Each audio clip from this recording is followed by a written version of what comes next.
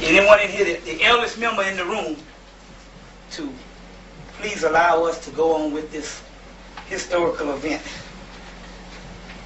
Who want to be the eldest?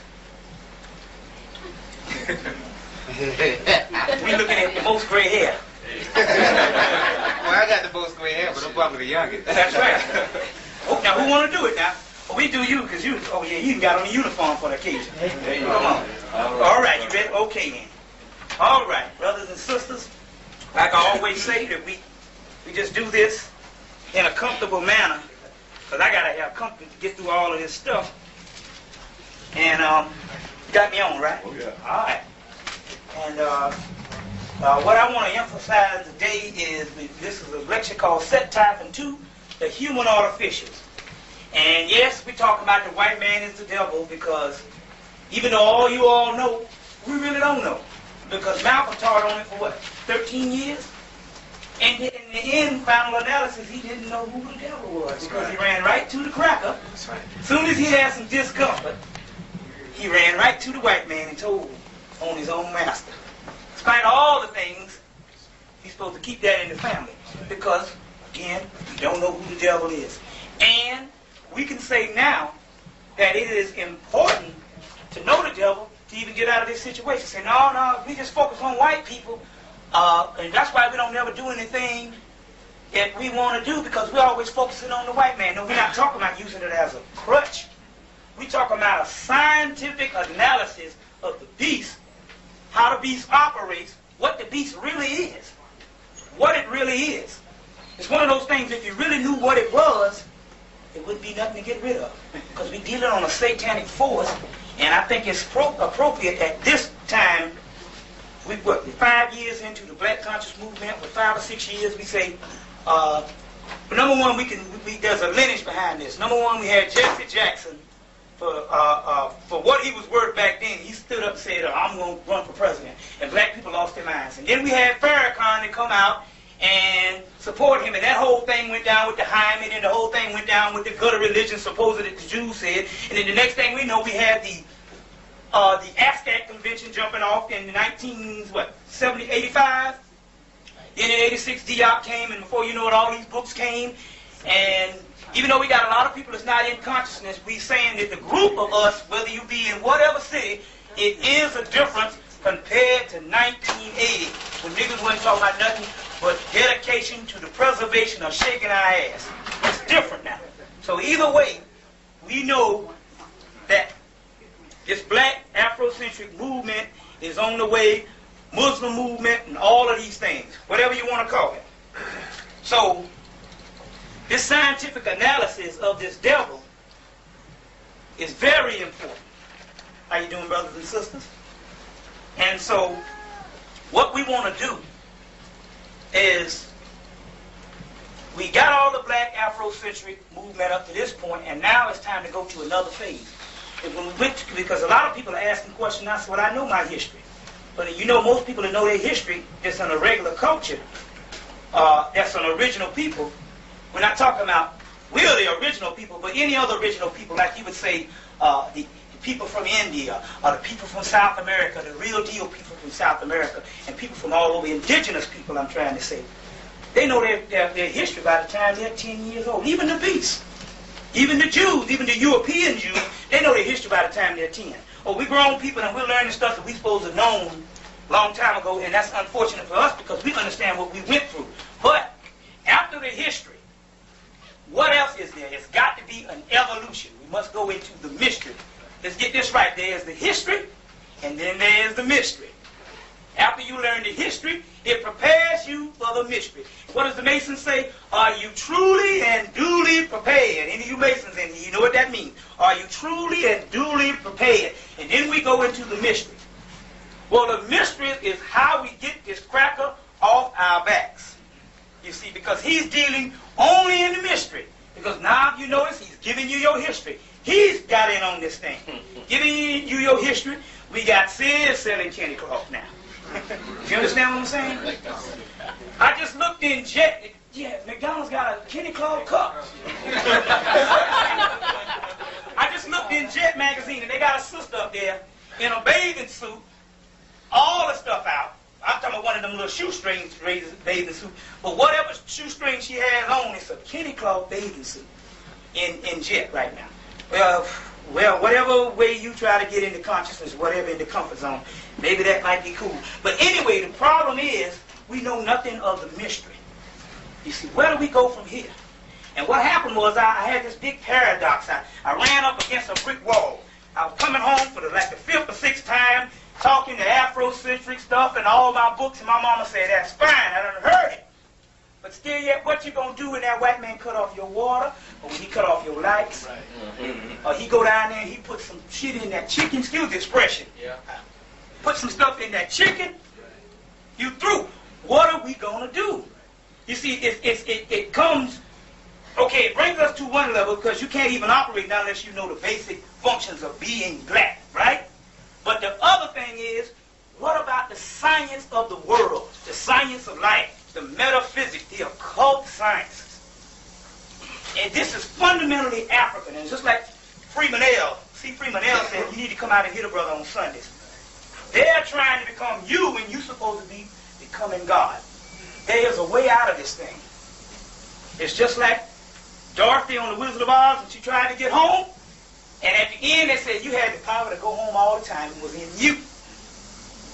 Powerful movie. Remember the piece? Put everything in his movies. And we do know that it was just a dream, right? And if you understand the melanin, the astral plane, and all of it, they say, watch your dreams. Because it's all in a dream. And in actuality, this is a big illusion. Because that's what the white man got us on, a big illusion. Black people just fronting. We are a race of fakers. And I just know, one of my friends came out. I'll get to rambling, but we got to get this comfortable atmosphere. You understand? Had a friend. He came into town and we went out. We went to Mr. V's. I said, okay, I'll go. I said, you know I don't go out no more. But I said, hey, you my boy. I knew you when we was in school, in college together, so hey, let's go out. Went to Mr. V's and one woman broke in. She was tall. She had blonde hair. She had on a big old antebellum South dress and some little red Riding Hood bag and all. And I said, my people are fools.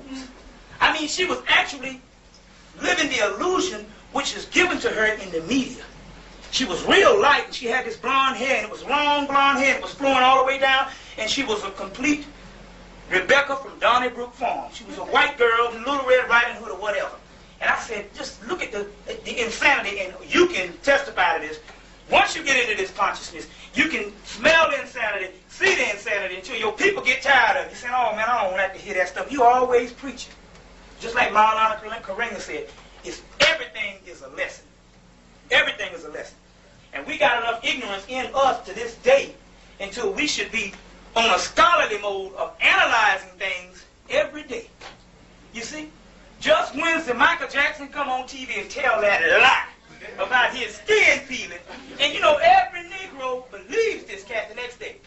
I was up in there and all the Spelman came in this place, and I work in this place at the AU Center, this store.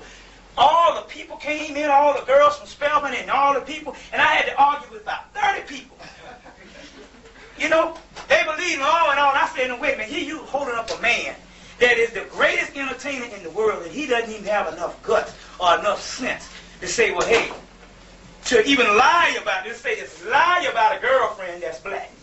You see what I'm saying? He got to lie on a doggone beast woman. You see. So, we know we're crazy. And we're going to go into this lecture about the beast, and we're going to start from here. It's going to be a lot of lectures to come. But if, like I said, when we go into this lecture, after I finish, there's going to be an intermission. You can stay for the solution, or you can get it on video right here. You can come back and all if you got someplace to go. Because it would be unfair to say that I'm going to give you an analysis of a solution and also beast. And in just a short time. It's got to be scholarly done. You see, so because you go after your people. They want to know facts. And like my brother right here was talking to me yesterday. He said, he's talking to a brother said, I got to have a little more to go on in there. So we're going to give him this little more to go on. You understand? So, to start this off, we're going to start this in the late 19th century, well, the late 1900s, early 18th century, late 17th 1700s, you know, late 1800s. That would be the 18th century. The 1800s is, let's get this right, the 1800s is the 19th century, right? So that means the 18th century is the late 1700s, right? In the late 1700s, we know that Napoleon goes into Kemet and carted all this stuff out. And in the next 20 years, we got what you call the Rape of Africa period, or the Rape of the Nile. There's a book by Fagan you can get. I can't think of the name. It's called The Rape of the Nile. And they tell you all the thousands of things that they pull out of this place. Fagan, The Rape of the Nile, if you want to write that down. Anyway, he goes in, and then there's a big rush because they got all this stuff out here, but they don't know what it says and they don't know what it means because nobody can read Meta Neter or hieroglyphics. So we get Champollion comes along, him, and he's from France. There's got another guy, I think he's from England or Germany. And they got this big race on who's going to be the first to translate hieroglyphics or Meta Neter. Anyway, it takes Champollion 16 years to do this. And in 1924, he translates the Meta Neter and all this, and then you have the next era where people have to learn it, and then you get the birth of Egyptology, where you have Gerald Massey would be his own Egyptologist. You'd have people like Budge, you'd have people like Birch, and Gaston Maspero from France, and all this was to come later. But the key point is Champollion translate these hieroglyphics. As soon as he translates these hieroglyphics, he goes, heads straight to Kemet, the same year, heads straight to Africa, Kemet, to excavate all of what he has found how to read. And he goes to the temple of Seti I and the temple of Biblium El Manuk, which is the tombs of Ramesses V. The temple of Seti I is the temple of Ramesses I, built by Ramesses II when he was like 21 years old. His father dies and he goes and builds his temple. It's in Abydos, the first Holy Land. If you didn't know there was more than one Holy Land, this is in Abydos, the first Holy Land. And we have the temple of Seti I. Now, what's interesting about this temple is, I got a picture of this temple from the 19th century, which is a nice temple with columns and all of this on it. And by the time I get another temple from 1989, the temple is totally different. It's like these white boys went in and reconstructed the temple, tore it down and built it back up. We know why they did that. Because in this, he finds out that he has, in this temple, and I want to get this picture. In this temple, he finds out that there's 4 men. And it's in the first piece you have on Egypt, if you want to look at that. There's 4 men in this temple. And I got a picture of these men, if I can find it. But anyway, those 4 men are called the Nazi, which is the Southern Africa, or the West Africa. The Hemu, which is the Semitic. The Ruti, or the Root race, which is your East African, which is the Egyptians, or the Kemites. And then you have the Tamahu. Now, if you notice in that document, they don't talk about no other races. They just tell you what their names are, what they are known as, and where they're from. What type of ethnic background they're from, whatever. But the only one that they talk about in there is what? The Tamahu, which Tama meaning created, Hu meaning white, light, or bright. It means the created white people. Now, at the bottom of that, you'll find out that he says the Nazi and the Ruti, which is the West African, or the East African, created the Tamahu. Now, here we have first-hand archaeological evidence. You see, Champollion later dies, and you can get a part of this book, if you read this book, starting from chapter 3 on into chapter 10. Diop talks about it, but Diop doesn't allude to it. He just said that Champollion is very disgusted with what he finds in this tomb. It really bothers him because whatever it is, his people are known as savages. And it really bothers him. To get the book, he goes into it. This is Diop, African Origins of Civilization, Myth or Reality. And he goes into this thing, and you can get it from chapter 3 into chapter 10. But he says that the Nazi Tazi and the Ruti, or the Root, created the Tamahu. Very interesting, because we're talking about basically the Africans. The black man created this mutated, grafted white man. Now, it's interesting about Diop. Diop explains it, and he puts it in there for further study of who picks it up. But remember, he's married to the beast. So therefore, he does not go out and just all out say. He could say it. Now, we know this man is graphic enough to kill the white scholarship in the Western civilization. But yet, he holds back on this pertinent piece. Because if we know he's created by us, then we know that he's not human, because hue means color. We need to check the origin of these words. But so he has problems with that. So he goes and conjures up this whole other theory, the two-cradle theory or whatever, of the white man being mutated in the Ice Age. Well, if he's mutated in the Ice Age, that's funny, just like Gloria P. said. Now, here's a black man that travels up to Europe, mutates in the Ice Age. And yet we got some people that say of a lighter hue, which is still an original people.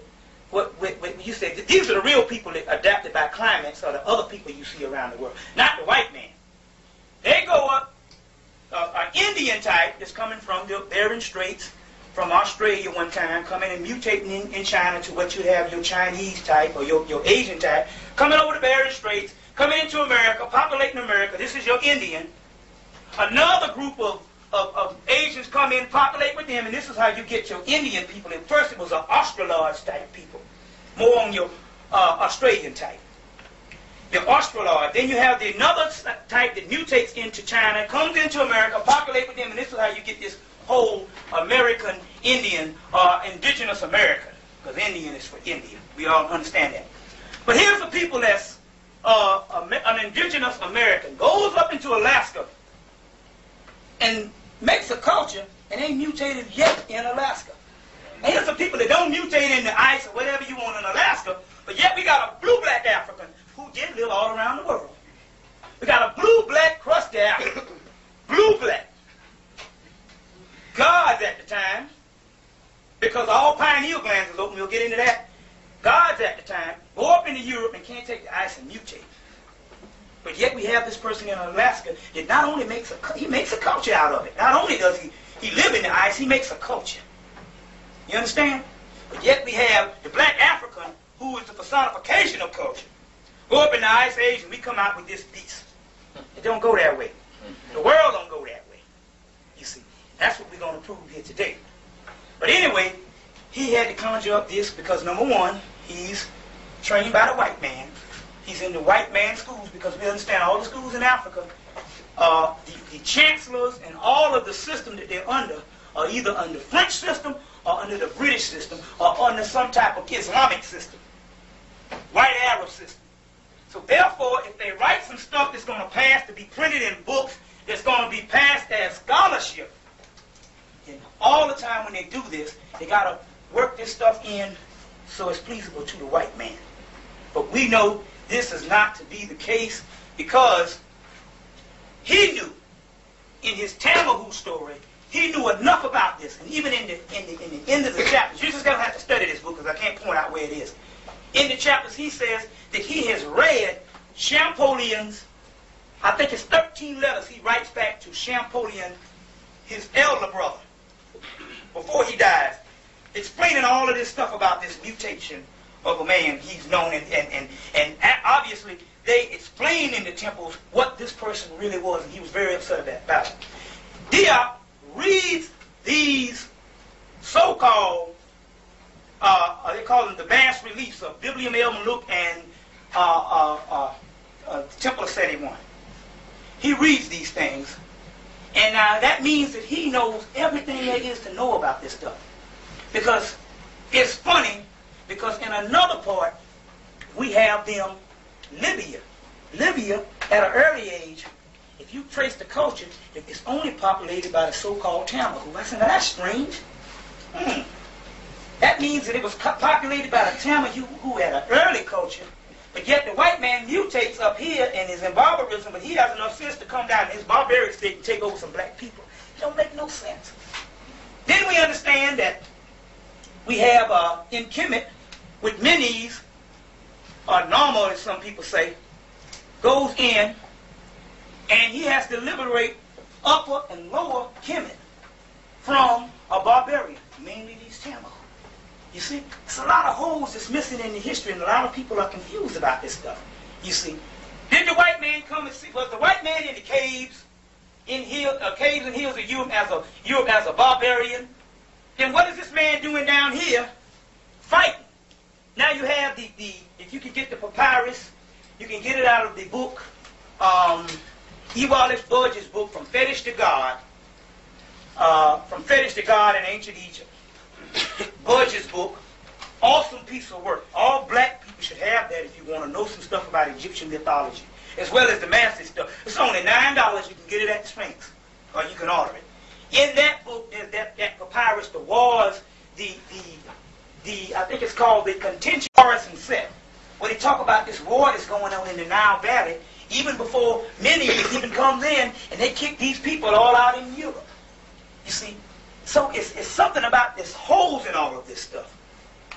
And so what we need to do is we need to go all the way back and find out what's going on with this whole beast thing. Let's trace this thing back. Number one, if you was talking to C. Freeman L., he talks about the Akashic records. What these Akashic records is, right in your own memory bank.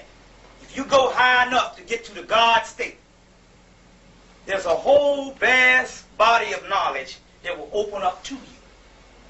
You see? And we do know that the original people at least have access to this. The white boys can't do it. And all.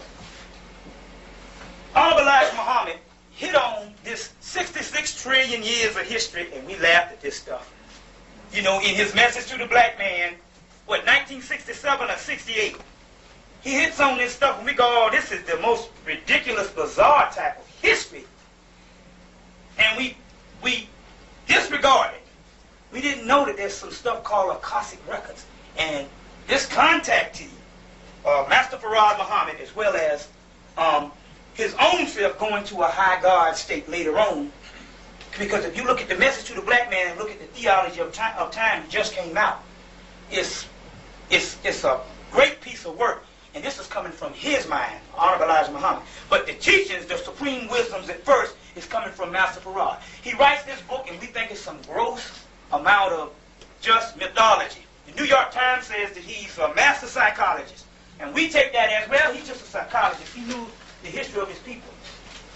Here's a book. It's been out of print. It just came back in, but it was out of print. It was in Health Research, which is a company that prints out-of-print books.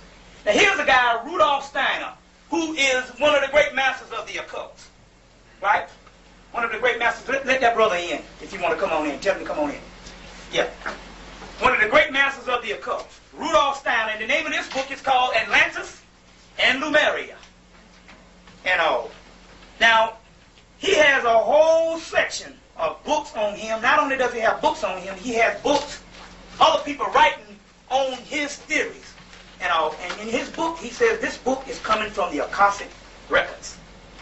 And when I'm looking in this book, the last chapter, remember that Honorable Elijah Muhammad said that one of the patriarchs blew the moon from the earth. You heard that before. Which one was it? Grandfather Shabazz or one of those? I can't think of who it was. The blew the moon from the earth. Always after that. Even Farrakhan in 1991, Savior's Day, repeats this. I said, oh, wow. Here's the cracker right here talking about it in his last chapter. The separation from the moon and the earth. Separation from the moon and the earth. In here he talks about, in Atlantis, we have Manu, you say Manu or Yakub, whatever, coming from his Akashic records, creates this germ, makes this germ to create a new race of men, you see. But see, this was a white boy that wrote this in 1922, you see. And years before the message to the black man, saying the same thing. But as usual, we got to validate things through the whiteboards and all. We understand that. Now, want to go to, and I know where this stuff is now, my pictures. We want to go to the Atlantean period. My friend right here that does research with me, his name is Robert Calloway. He'll be speaking here soon. Oh, you wanted to introduce me, buddy? Sorry. If you want to hear him, he's going to be dropping the Wednesday night at Clark College with me. We got a series going on at Clark, and he's going to be dropping on the cycle, which we need to know about. It's free, so come out. It's in the boys' dormitory, Crawley Hall. Wednesday night at 7 o'clock. We got a little forum going on with a group of young scholars, and we're going at it. He's going to be dropping on the cycle. So you got to understand all this about the cycles. But anyway, you might pass this round, and I can also give you a copy of this. That's the Tama who looks of them. Some of you got some at the Revolution 101 conference. Now I might give you a copy of that before we get out of here. You see that there's a white boy in there. You can tell the white boy. There's a white boy in there that's the Tama when you get some picture of what those 4 men at the Temple of Seti I was. But a partner and I, well, number one, Gerald Massey explains that this whole Atlantis period, this whole Atlantis that they're talking about, number one, says that we understand that when you talk about water and a place that's submerged under water, that comes from the whole flood thing. If you trace that flood myth back from Kemet, which is the oldest part of this civilization that we know of the civilization on this earth, you trace it all the way back to the deluge of the Nile, around the Tanzania, what you call it, Lake Nyanza, what's that? Right, not the Aswan, on down. They call it Lake Victoria now. I don't want to use that word. Uganda, that area where you have the Twa people and all that, they have a great deluge and a flood. So Massey traces it back to there. We later on trace this thing, me and my partner, say, well, wait a minute, this Atlantis is mainly a code word because we also know that our Afrocentric scholars tell us about continental drift, where you had one continent. Asa Hilliard did a whole lecture on that back in 1990. Continental drift, where you'd have this one mass land, and this one mass land that later on drifts. So we trace Atlantis back to a code word meaning the land when the black man ruled this entire earth. That sounds more still going back to the Honorable Elijah Muhammad. Told you about that before. You see. Now they want to put this fictitious place in the middle of the Atlantic Ocean that didn't have anything to do with Kemet at first and say, hey, this is popular. But either way, like my brother back here said, it's still all black people. You see, it's still all black people. But because we do know that in all of the literature on the literatures that's not so spooky, that's on Atlantis, all of that literature, they all say that at one time, all the pineal glands, which is the third eye or the black dot, was open in all the people at one time. We'll go into that and explain that. But the point is, the mythology is what I'm interested in. See, if we're going to trace this thing, we got to trace this thing from the mythology. And the oldest mythology that we can even think about is the mythology. If you want to picture this, I always pass this out. This calendar's been giving me good luck ever since I've been lecturing in the Temple of Dendera. I'm going to pass that round, show people that calendar. This is the oldest mythology that we know of, because it's even older than the pantheon that we know of in dynastic Kemet or pre-dynastic Kemet. It's older than that. In that zodiac, we have the first primordial god, Apit Atiret, which means earth, or Apit, which is a water cow, a pregnant hippopotamus, the pregnant hippopotamus meaning the womb, and the first deity is a woman. Now let's get this straight. That's right. Because I had an argument with a brother that called me and we argued about 3 nights. Let's get this straight. We got to be honest if we're going to get out of this mess. That's right. The first deity known to mankind all over the world is not a group of deities, it's not a large pantheon at first, it's one prototypical African woman. In Africa, being that they put the mythology in the nature of animals, because they know that thousands of years, cultures will change, people will change, but animals will never change. They symbolize the pregnant black woman as a hippopotamus god, which is Apit. This time, tired. This time she has no consort. You gotta have a god, you gotta have a goddess. There's no god. It's only this woman. So now what this means, if it's not a consort, this is what this means. This means one thing. There's no such thing as a male principle. It's only a female principle with the masculine half of the female principle. We know that's embodied in the black woman already. Because we do know the baby that's born is female first before it develops into a male or female. So the half, there's no such thing as a male principle.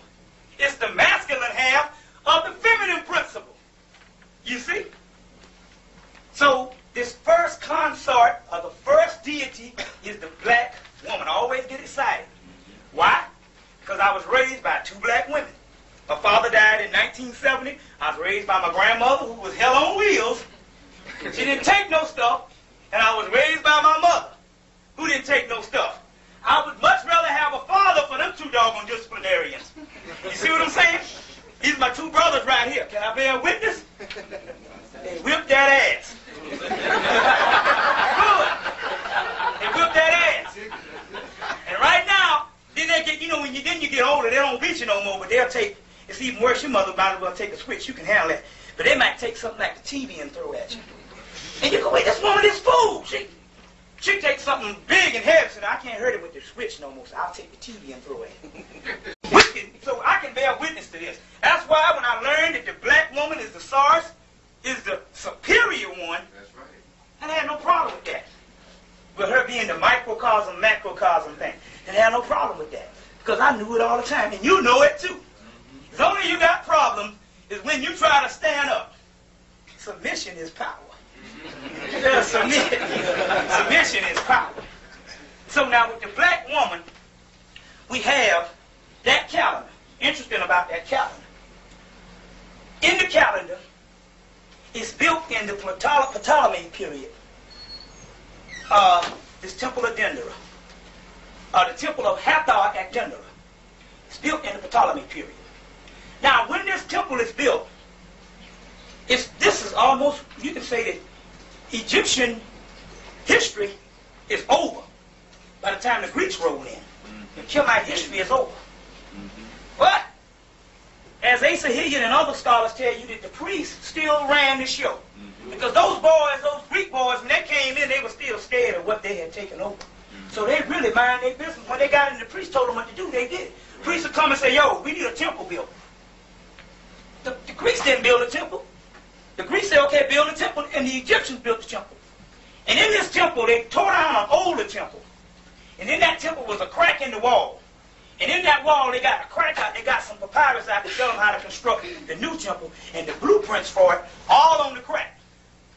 You see, with all of the mythology to put in the wall, because these are nothing but walking libraries, or stone libraries you go into in Alabama. So they built this temple and put a big old ceiling in the calendar. The Greeks later, the French later roll in and take it off the wall. The beast said, I got to have it, and take it and put it in the Louvre in Paris. This big, huge calendar in the center. And they call it the zodiac, but it's called the planisphere. The French call it, that's the planisphere. And they take this and they take it back to the Louvre in Paris. But they build this big old thing in Kemet, this planisphere, and the mythology in here is unlike the mythology that they have been serving for the last 10,000 years. The mythology is from one of an older date that we could trace back, and we could say, if we're going to talk about this Atlantean period, mythology is that of that black woman. Now, she has a son. The son is called Set or Sut. Sut is what the Africans used to say, or Sut or Sut is what they used to say. The Greeks call it Set. You have this, her son, his name is Set. He's known as the prototype of the devil, but he's not the devil at first. He's a good God. He's a good God at first, and he's given the dominion over all of the celestial pole and all of the planets, all of the stars and all of the universe. He's given dominion over all this. And he is the prototype in which Osiris, Ra, Ptah, Horus, you would say Osar, Ra, Ptah, Heru. All of these were fashioned after this good God, Sut, or Set, at first. Something interesting happens. Now we got to know that the mythology is explaining some part of science. Something interesting happens. All of a sudden, he falls from glory. Now Set, or Sut, is known as a blue-black god at first. The first primordial patriarch of all times. His star is known as Sirius at first. As known as Sirius, which is the primordial star of all time. Which is the great provider that gives the water to the Nile that actually gives the blood flow to this planet. It's called Sirius. It is our sun's sun. It is the sun behind the sun. Our sun is a huge, vast body. Then you have a sun 16 times greater. This is our sun's sun. So if you would go to a heavenly realm, when you would transform into a heavenly realm, either dead or alive, depends on what you want to do. And you're walking around, the sun you would see would not be your sun, would be Sirius, our sun's sun. But anyway, getting back to Set, or Sut. Set, it has dominion over his whole mother's creation. It is interesting. You see about the Akashic records, it never ceased to amaze me about Honorable Elijah Muhammad. The reason why I talk about him, because I know it get on scholars' nerves. You see what I'm saying? Because they're still trying to validate things to the white boy. But not going out and trying to get the supreme wisdom for their own self. He has a son by the name of Rasul Muhammad. This is his baby son. And he's the minister over the mosque in Detroit. I got a friend that goes to the University of Michigan, used to go to Morehouse. And he said he was explaining to him about Massey's works and about, you can get a lot of the great mother in John G. Jackson's Man, God, and Civilization, who is Masseyite. So he's explaining to him about this. He said, oh, that's funny. It's funny you're talking about this woman God. He said, because my father told me before he died that Allah created himself out of the feminine half of the universe. You see how these Akashic records and this supreme knowledge, how he's working it in to give to a people today in an organized religion today? You understand? Which Allah simply means all, and if you get the Kabbalion, right in the Kabbalion, the word for all is coming from the teachings of Tahuti, and Allah means all in all, and that all is right in the Kabbalion, which coming from Tahuti, which means it's an older source. So we can trace everything we want to back to the Nile Valley and on back further. So he says it's interesting that this, my father said that this stuff was created this God was created from Allah was created from the feminine half of the universe, which means the womb, which Apit is saying is explaining the womb. Now Set, or Sut, all of a sudden, in the mythology, supposedly, he falls from glory. Same Lucifer thing that you get in the Bible, how Lucifer was the devil, was a great angel and all. Because remember now, the great gods that you see in Kemet, they say, oh, this what you call it, not a monotheistic, but polytheistic religion. They got all them gods. Those gods later on in the biblical term turn into angels. You want to trace them, you trace them into angels. Massey talks about that. Turn into angels. Still a polytheistic religion, if you want to put it that way. But we understand that polytheism is actually the God one or the one God. Ancient Egypt, fetish to God, 1935, the year E. Wallace Budge dies. He said, I wrote Gods of the Egyptians 15 years earlier, and I've been wrong this whole time. He said the gods was always a monotheistic religion. He said, what I'm seeing is different aspects of the one religion, of the one God. Put them all together like a piece of puzzle, and you got one God, or the God one. It always was a monotheistic religion. But if it was a polytheistic religion, would it ever make any difference? Would it? Not really. Because somebody told you you're supposed to worship one God, but we won't get into that. But it's a monotheistic religion. See what I'm saying? Same thing. Now this Set, or this Sut, getting back to him because I want to move it on. He falls from glory because people are still worshiping the mother and not worshiping him. You can get a story of this in Gerald Massey's book, Ancient Egypt, Light of the World, Volume 1, which is good now because we couldn't get it at first. But through health research and these spiral-bound paperbacks for 70, you can get the hardbacks now for the same price. Or you can also, from Black Classic Press, they have printed a softback for like $24 a piece for both volumes. So Creator's working. But anyway, he falls from glory because he wants people to worship him, and they're still worshiping the mother. Now, all of this is a mythological story to explain some scientific terms in the realm of the occult. Now, going to Atlantis. Supposedly Atlantis, which is this same period, which is nothing but Africa, personified as the whole world when the black man was God and the black woman was God and ruled the whole world. The magicians, or what you would say the priests, I don't want to use that word magicians because that word magic is kind of spooky. The metaphysicians, the occult sciences, you would say the esoteric scientists. That'll be a good one. Sacred scientists. Right. Sacred scientists. The priests.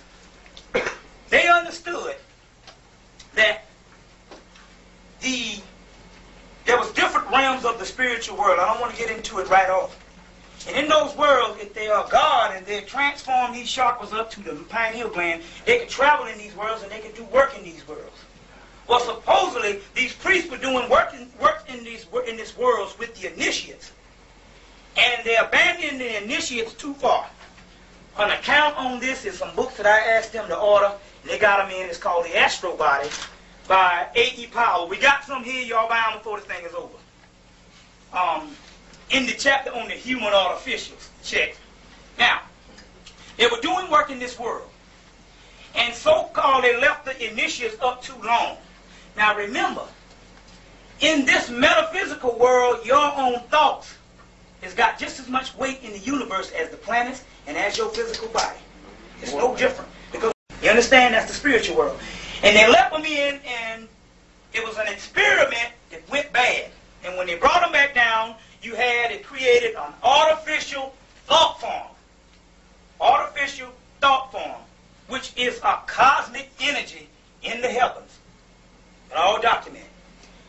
So, basically, we have C.W. Ledbetter, which is a big-time Mason. Big-time Mason in the Theosophical Society that's started by Mame Blavatsky, this white girl that knew that she better get her white people into some occult sciences because by the time 1914 come around, they would be gone. So, C.W. Ledbetter and Annie Besant, which is a woman that was in the society. Number two, she's a 33rd degree Mason, as well as Blavatsky, a 33rd degree Mason. Now, if the beast can put a woman in Masonry, y'all better talk to them doggone whoever, Prince Hall or whatever, and say, look, we're going to get to the new eon, even though that's a social organization, we need to do something by putting the women up into the Masonic order. See what I'm saying? Put them in. Because if the white girls can be up in here, 33rd degree, then ain't no sense for the black woman to be walking around here with calling herself an Eastern Star. He's got to have a man present each time they do some stuff. You see what I'm saying? But anyway, Ledbetter talks about this artificial thought forms, and he talks about this time during Atlantis. We use the word Atlantis as a code word for just say black people ruling the universe at this time and ruling the earth. You see, we'll say that this thing going wrong, for sake of argument, we'll say around 6,000 years because we can trace this white boy back to this time. So let's say in Africa instead of Atlantis, because number one, when Plato heard about Atlantis, he heard it from the priest, and when he heard it, he only heard it was a place that sunk under the water. It was called Atlantis. And he took this back to Greece, and they had 300 books been written on it ever since. From that little bit of information. You understand what I'm saying? But anyway, Ledbetter, when he's talking about Africa, or let's give it a new word, because we don't even need to use Africa at this time. Let's say the black man's dominion, or the black woman's dominion. I want to put the woman in there. At this time, he said that this Aryan race was created at the time that this artificial thought forms are created on the astral plane. Check? You following? I want to try to make it simple because it's real complex. Anyway, these white boys are the actual Atlantean period, or the African period, or the black man's period. This race of people were created, and they were created on a lunar region. In this lunar region, when you go into the astral planes of the heavenly worlds, the lowest level of the lunar region, the lowest level is the lunar region, because we got higher worlds. Okay, I'm going ahead of myself. Just keep that in mind. Now we're going into Kemet. Going back to this Tamahu. Now all of a sudden, when we get Kemet and we get the dynastic period, we got them uniting the land with some barbarians. But what happened was, going back to the set, now let's jump back to the set type, because I'm trying to tie all this into you. During this set typing period, after he falls, somehow he falls and he becomes not a blue-black god, but he becomes a mutated white god based on that papyrus that I just gave you all, and I'll give the rest of you all some of that in a minute. He becomes a white god. So what happens is, they have to unite the land from a group of barbarians, not black people. Black people were once gods. Well, if black people were once gods, how can you be in Kemet uniting the land from some barbarians? You understand? And then we have Libya that's inhabited by the same barbarians, which we call this Tamahu, which is just created white man. You understand? Now, then all of a sudden, when the land is united, and they kick them on out and push them on back up into Europe, we will say that this is the Great Migration period, because we know that those black people, when it did come Ice Age time, they just got the hell on back to Africa. They didn't stay around in no ice and mutate. That's a lie. So they take them on back up into Africa. Now, when I get into this stuff, I'm going to show you some actual stuff that the white boy said. I promise you, I'm not even going to use a black scholar. I already used Diop at the beginning. I'm going to use it with the white boys. So it won't be no lie. We don't have to say that all that nigga there is trying to make up some stuff about the white man being the devil from some black hocus pocus strange mythology. I'm going to tell you all what the white boys are dealing with in the occult realm and in that white masonry of the Illuminati and all the stuff that you've been wondering all them years. I wonder what they're teaching in there. You see? But they unite this land. And when they unite this land, all of a sudden, the mythology before then has turned into Set Typhon being the prototype of the devil, right? Being the prototype of the devil, and also he's being the adversary of Osiris, who is a black god that later on becomes the judge and the prototypical god of humanity at this time, along with Ra being or whatever. So I don't want to go into the Egyptian mythology too much because I want to explain this point. So all of a sudden we got this fall. We got Set being this god of that Osiris and Ra and Ptah is all fashioned behind, and now we have him as the prototypical devil. But are they talking about myth? Are they talking about mere mythology? Are we talking about a scientific people that did everything, that went around the world, both in space and both on the earth? Now they're not going to sit up here and argue over stupid mythology. Oh, you worship Set. We got the Set worshipers that I explained in my early video all about Set worship going on in Kemet. They were talking about some type of practice. Well, what kind of practice? They were talking about, all of a sudden, we have the Hyksos period, which is the first invasion. And then if you get the books, you can get, let's see some good books. All the Hyksos were Set worshipers. Well, wait a minute. If these people invaded from the outside, how could they be Set worship? See, there's some funny hocus-pocus things that's going on right in Kemet. You see, the uniting of the two kingdoms was among black people. I'm setting you up for the kill. A group of people is practicing a certain ritual, and a group of people is practicing another certain ritual. You see, the so-called Atlantean people, if we trace it back, had this power to create and make gods and be God.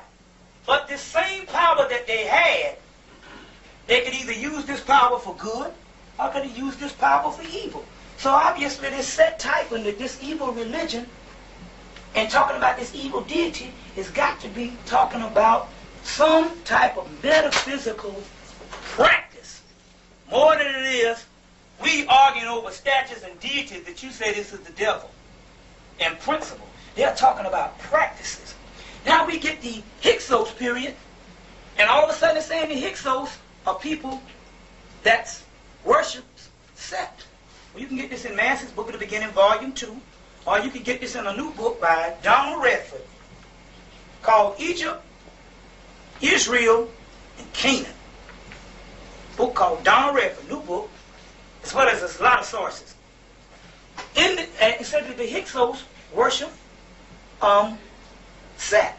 Well, that's funny, because the Hyksos, most of them, even Martin Bernard traces them all the way back to Palestine. He traces them back to Palestine based on a document that's coming from Manetho, and later on repeated in a hostile article with the great Josephus in his books. The Histories of Josephus talks about an article called Against Apion, which was an Egyptian priest. But anyway, we trace them back to Lebanon. Well, if this is an Egyptian god, what would the people in Lebanon or Palestine be worshiping an Egyptian deity? Is this all holes in it? Okay, now this Hyksos people are in, and they're worshiping Set. But it's funny. Both a guy out of London, England, by the name of Kenneth Grant, as well, who is a Masseyite, and both Gerald Massey in Book of the Beginning, Volume 1, in the Egyptian origin of the Hebrews, as traced from the monuments, historical piece of work, said that it wasn't just a takeover by some adversaries. Number one, we got this vast land. Number one, it's the only civilization going at the time. And yet we're going to have some doggone nomads that come in, 10 strong, and take over a whole Kemet. It don't make sense. But even Dr. Ben said himself, he said, look, he said that there's something that went on in that period that they're very ashamed about. And so they wiped it all from the monuments. They were good with it. They wiped the stuff from the monuments. So what happened is, like what Massey is saying makes a whole lot of sense. What you had is you had two priesthoods going. You had the Set worships, and you had the newly Osirian religion worship. And the Set worshippers took over right there in Kemet. Remember now, in this dynastic period that we are all fascinated about is actually the decline of the black man and black woman being God. This is the decline period. You see? They say a little bit after the third dynasty, they never got it together again. And figured out all that decline. You got all that greatness that the people in this world, in this realm, are going crazy about. That letting you know the African right to be wrong. But anyway, it said that the Hyksos was nothing but a group of Egyptian priests and a group, a culture, because you know the priests that have their own people in the culture take over and rule for 150 years. You see? And they are called the Set worshippers. See, I wouldn't go in, I could say they would be a foreign people, but what are they doing worshiping the same religion? You see? It's this, and a small group of people that nobody else in the ancient world in that part of the area was strong enough to take over Kemet when they were so-called supposed to be at the height of power. You see? The real deal behind this is it was a sexual practice. Now we're getting into this creation of the white man. It started a couple of thousand years ago. We would say that some of the first creations, since the white man can't trace his history back to 6,000 years, right, we could say that the manifestation of that happened in the 6,000 year period. And all up until this time, you have a division in religion. You have Set Typhon being the adversary of Osiris, which means the enemy of the black man. The black man is God and is able to go to realms. The white man is the devil. You understand? So we're not talking about mythology. You know, it's mythology for the commoner, the everyday person. But as a person evolves, he understands the real esoteric science behind the religions. So we have two religions going on. We have the Set worshippers that worship Set, and then we have the mythology of Osiris that's worshipped by the greater part of Kemet, and then we have the Set worshippers taking over. Well, what is this Set worship? This Set worship is going into a mythological practice. Now later on we have, unfortunately, I gave you the chorus fragments You can get in touch with me again. I gave you the chorus fragments back in August with the Hebrews being a part of that Set worship being kicked out. We know this because they worship the ass, and Set ends up not the mythological devil no more, but he ends up the third son of Adam and Eve. Check in your own Bible. Whole lot of funky stuff going on. You see. Third son of Adam and Eve. You see. As well as the Libyans who worship Set, because but then the Egyptians say the Libyans are Tamahu. So this Set thing is tied in along with this white boy. Now in that Hieratic Papyrus of the British Museum that I gave you foreign countries who don't have one, come pick one up on the desk. I got 1, 2, 3, 4. I got a few. Just pick one up. It says right here in the Egyptian Book of Dreams, the characteristics of the followers for the Asiatics in the corrupt passage. For the followers of Set, I jumped the line. For the followers of Set are enumerated. It is surely not by chance that we find the Asiatics here in a corrupt passage. Now the Asiatics, remember this whole part was Asia. There wasn't no such thing as Europe at the time. You see. But not only, well, there's a lot of people in Asia. Why they got to be the white boys? But they go on to say in here, they locate a particular region.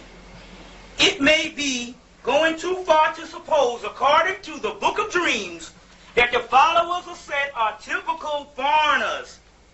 This is later on. Now, this is later on. The followers of Set is actually talking about a group of people more than it is talking. In Egyptian, in Kemet, it's talking about a practice that a group of black people are doing at one time. But this time, when they're talking about foreigners, they're talking about a group of people. The foreigners, foreigners are typical foreigners, and that the foreigners are Sethian people. Their sexual conduct is reprehensible. They are given to drink. They are quarrelsome and murderous. They will indeed, now listen to this, they will indeed not reach the west, but they will reach the neither world. Now, what does that mean? The west is the path of the sun, the alpha and the omega. It's the yin and the yang. It's the lower chakras to the kundalini, which is the highest God form. They say they will not reach the west. What they mean in a heavenly realm is they will not reach the path of the sun going from starting from east and ending up in the west. And later on, this whole world ends up in the west, which is the heavenly region. They will not reach that part, but they will reach the neither world. Now, the neither world is the lower part of the astral planes, the lower part of heaven for all you churchgoers. When you die, you come out of your physical body into your astral body, and you go to heaven. Or if you God enough right now, you can do it every night if you want to. Come to the man tomorrow, and he'll teach you how to do this for the next remaining of the weeks or whatever. But I'm gonna do it in I'm gonna do it by next week, because when this cosmic energy coming along, I'm gonna invoke a UFO off that astral plane. We're gonna kick some ass soon. That's right. And I'll get into that in the solution part of this lecture. Now, the astral world. The neither world is the lower part of the astral world. So when they say he will not reach the west, that's the heavenly, the last frontier. Like they say, the final frontier. You hear UFO, Star Trek, the final frontier. The neither world is this neither world. It is the lowest manifestation. It is the judgment, the amente, the personification of what the later on Hebrews get and you use as hell. But Osiris, a black man, being the people that's going to judge these people, which means us.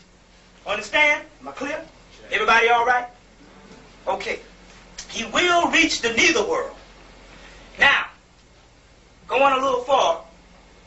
So, now we have tied this thing down. Keep this in mind, because we're going to talk on this neither world, and remind me again if I go too far.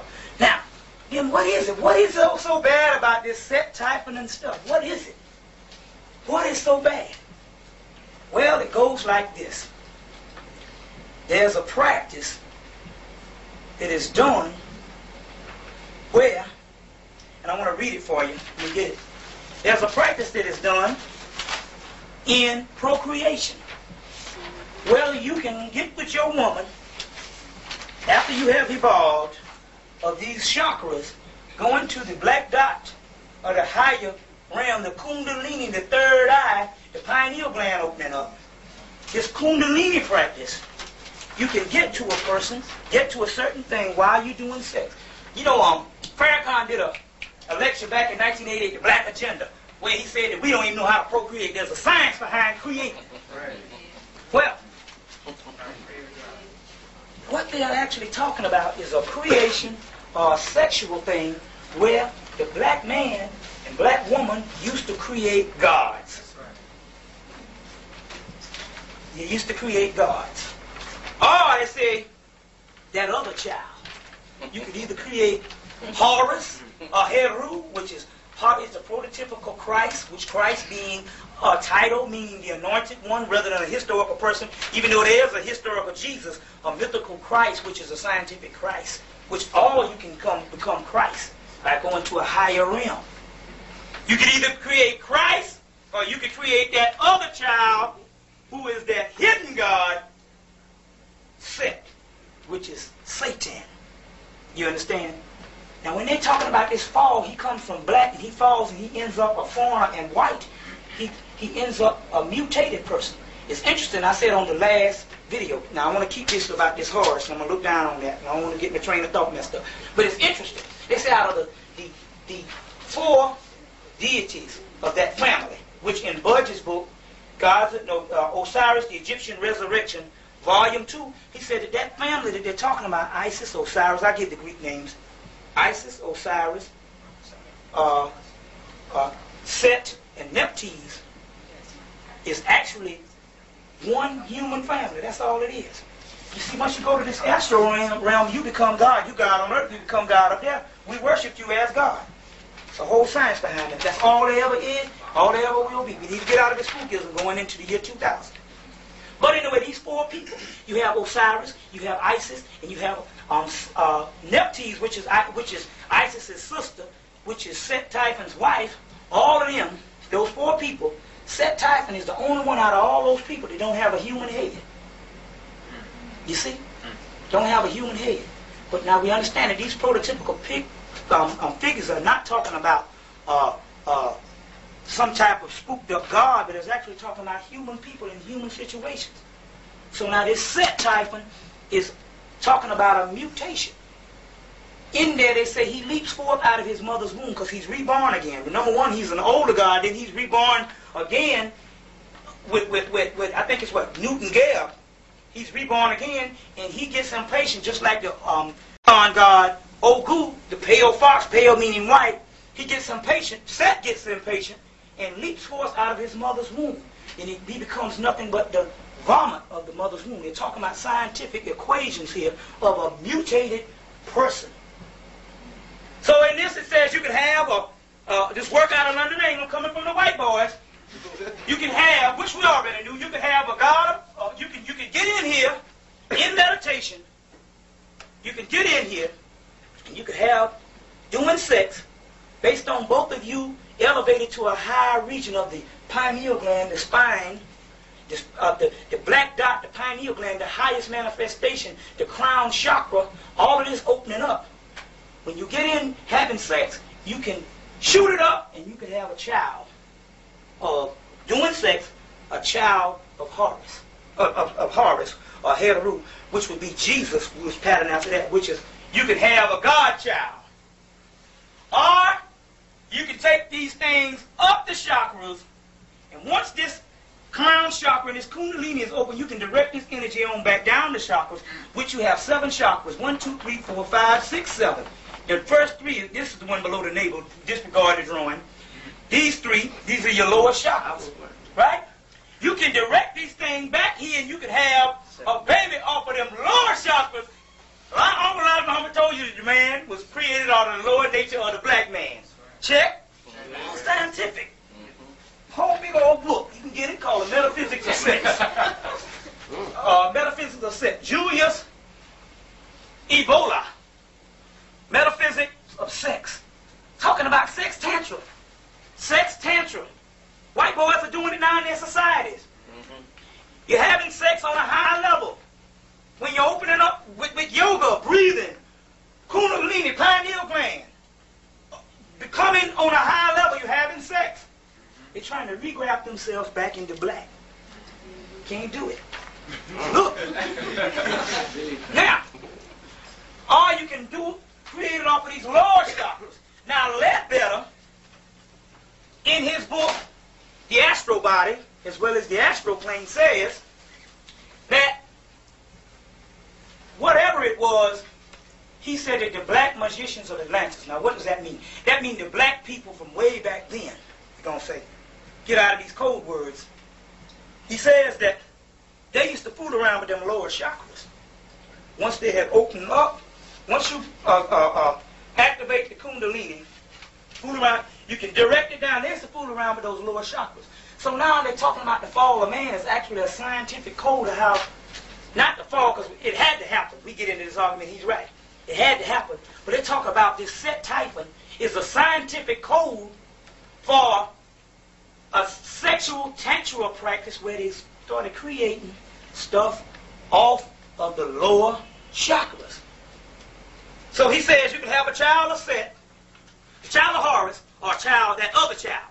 Let's see what that other child is. He means Set. Well, let's see what that other child is.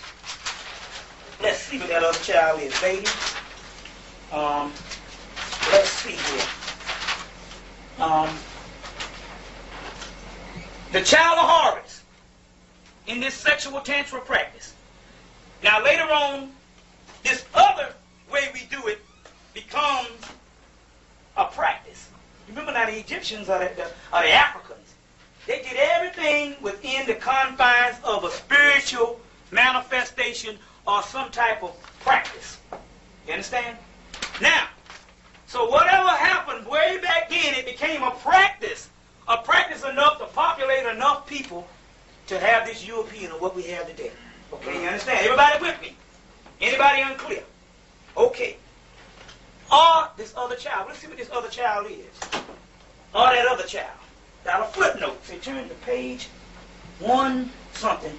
These are some notes coming from England now. Coming from England. I'll give you some books to refer to this because you can't get this stuff. But I'll give you enough stuff to set you on your way if you want to document it to your friends.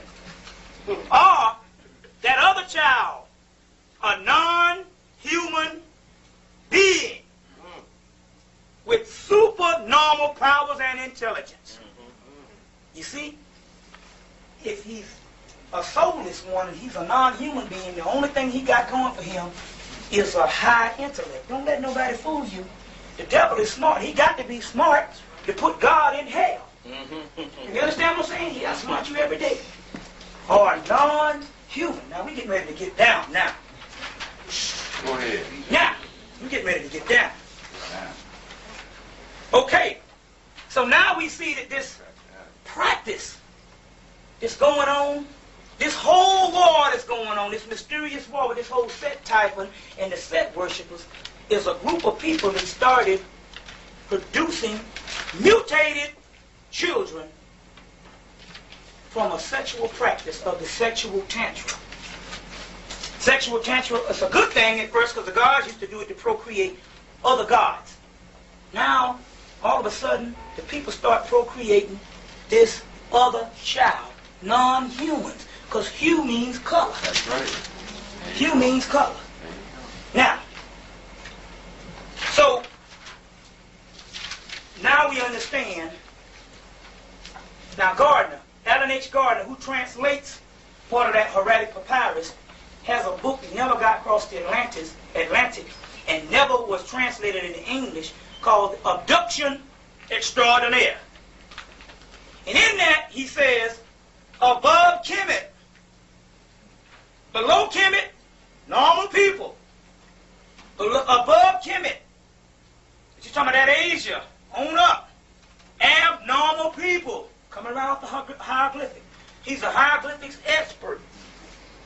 You can't get it, but you just got to understand the name of these people if you want to document things. Alan H. Gardner. I think his grandson is Martin Bernard. So we understand how he's able to, once he's woke up by Dr. Ben, he's able to go into it and write all these books. His great-grandson or grandson, one of the two. Now, got a book called Abduction Extraordinaire.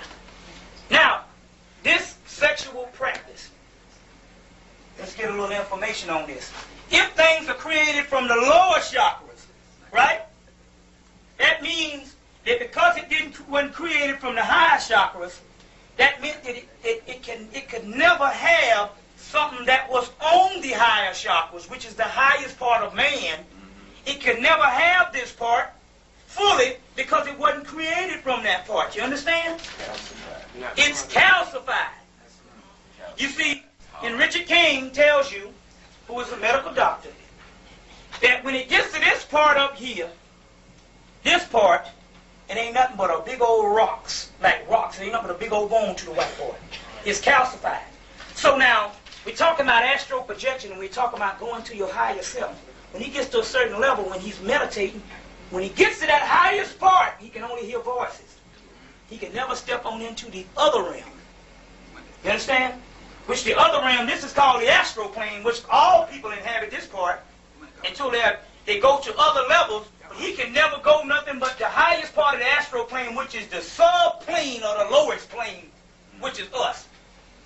Then there's another realm called the Devashanic plane, which is the heaven plane. He can't dwell up there. He can't do it. Because in order to dwell up here, we are what you call the microcosm of the macrocosm. As above, so below. Understand? As above, so below. Now, if we're the microcosm of the macrocosm, since he was created on such a low part, what's this? Okay, well, we'll get to some of that. Since he's created on such a low part, he can only go to the highest part, which is the sub-level, which is the very, let's say, halfway to the pineal gland, where he can get up in there enough to astral project and go to other regions. But he cannot go on into the black dot, which is the eye of Horus, which is that good stuff, which is the heavenly gland, which is the Devashanic plane, which is the higher heaven planes, the highest plane being the highest plane being the Sirius. Because when we say this heaven plane, I have done some work to say that on this part is the sun behind the sun, which is Sirius. You understand? So, now, let's go into a little bit of Elijah Muhammad's Yaqub, because we got a story too. So we got to use all our brothers and sisters. They always say, Charles Fish say, you get the white man stuff, then let's look at what the black people are saying. Well, you know the whole Yaqub story about Yaqub took a group of people to an island of Patmos, and by grafting, he grafted this white man. You understand that? Well, and he said he was created off of the lower chakra. But he also said that since he's created and he's created on this earthly realm, when he dies or whenever, he can only go back to this earthly realm. But now this earthly realm, the highest region of this earthly realm is right outside of the earth, which is the lunar region, which is the astral region. So this white boy can only go to that part. Now, I want to read some stuff coming from, to document some things. I want to read some stuff coming from Ledbetter. We got the book, The Astral Body, which has got A.E. Powell that's dealing with Ledbetter and Annie Besant. And there's another book that we're going to get next week called The Astral Planes by Ledbetter. C.W. Ledbetter, white boy. But anyway,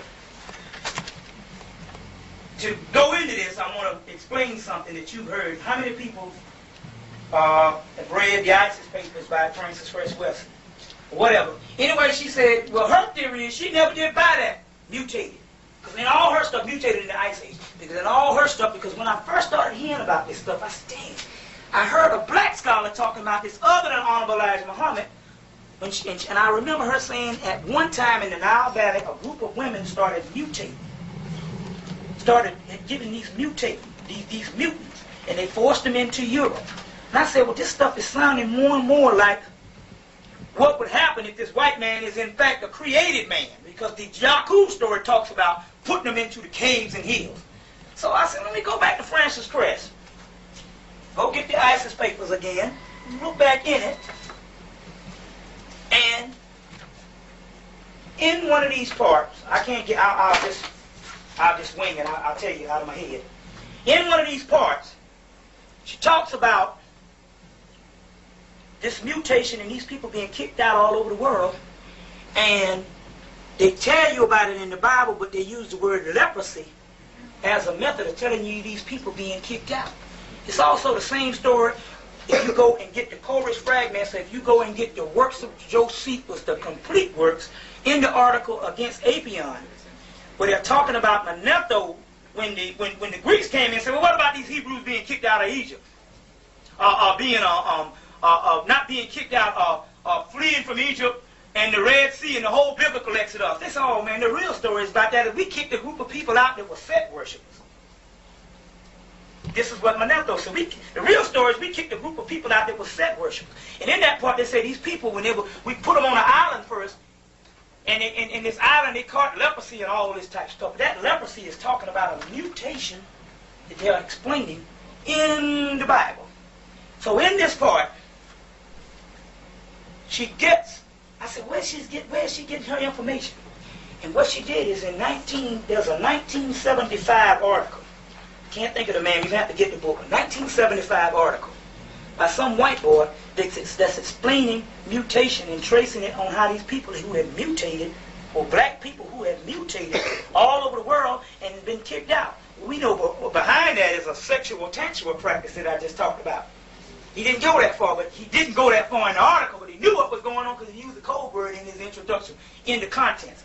And he talks about all this, and this is where she's getting her information from, about this mutant. But one thing he did, and I knew the white boys, and I knew the white boy was only something when he did it.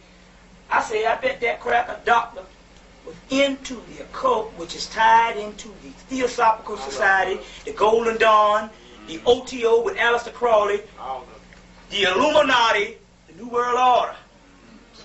You see what I'm saying? I said, I bet this cracker was in here to even make an article like this, because all doctors and lawyers and people in the higher realms are into the occult. That's right. Right? That's right. Okay, I said, well, this is something.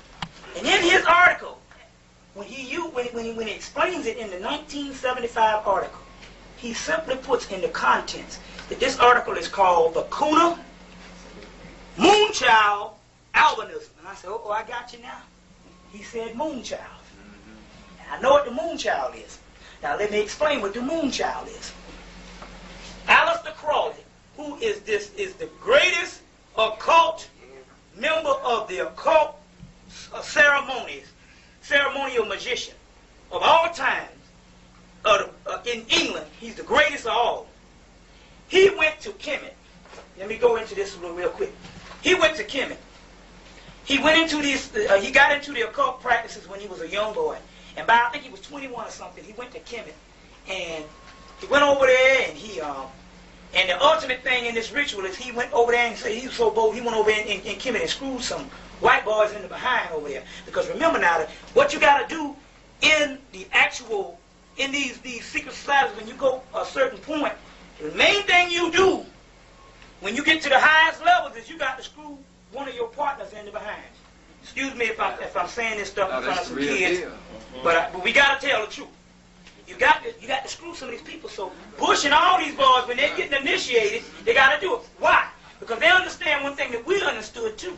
You see, in ancient Egyptian mystery schools, the first thing to do to go to higher realms, if you're going to evolve, you got to kill that doggone ego, because the ego is everything to get. We as black people are jealous of each other. We go, and it's all about that ego or some part of that self-esteem. So the best thing you got to do, if you got to be loyal brothers, is you got to kill that ego. If the charter, the organization don't bind you together. Killing that ego binds you together as brothers. Well, we could do that because we're God people and our nature is that way. Well, damn, they're the beast. They couldn't do it that way. So the best way to kill the ego is you dupe one of your partners in the behind. And therefore, you got it. He a man, right? And if he jump all bad with you, you go, I knew something about you. Humble him down, you see? That's how they became humble. Talking about Shriners now. Right. This is one thing they got to do. Not in ours, but in theirs. Because they're the devil. If they want to come anywhere close to getting like God, they got to kill that ego. So they got to stick them in the butt. Bush, we know that the black Jesus song. What's the black Clinton? Bill Clinton, the black Jesus for all black people love this guy. Niggas dancing as black Jesus for black people. We know that he is in a sister fraternity. I think it's called the Skull and, not the Skull and Bone. The Skull and Key or something like that.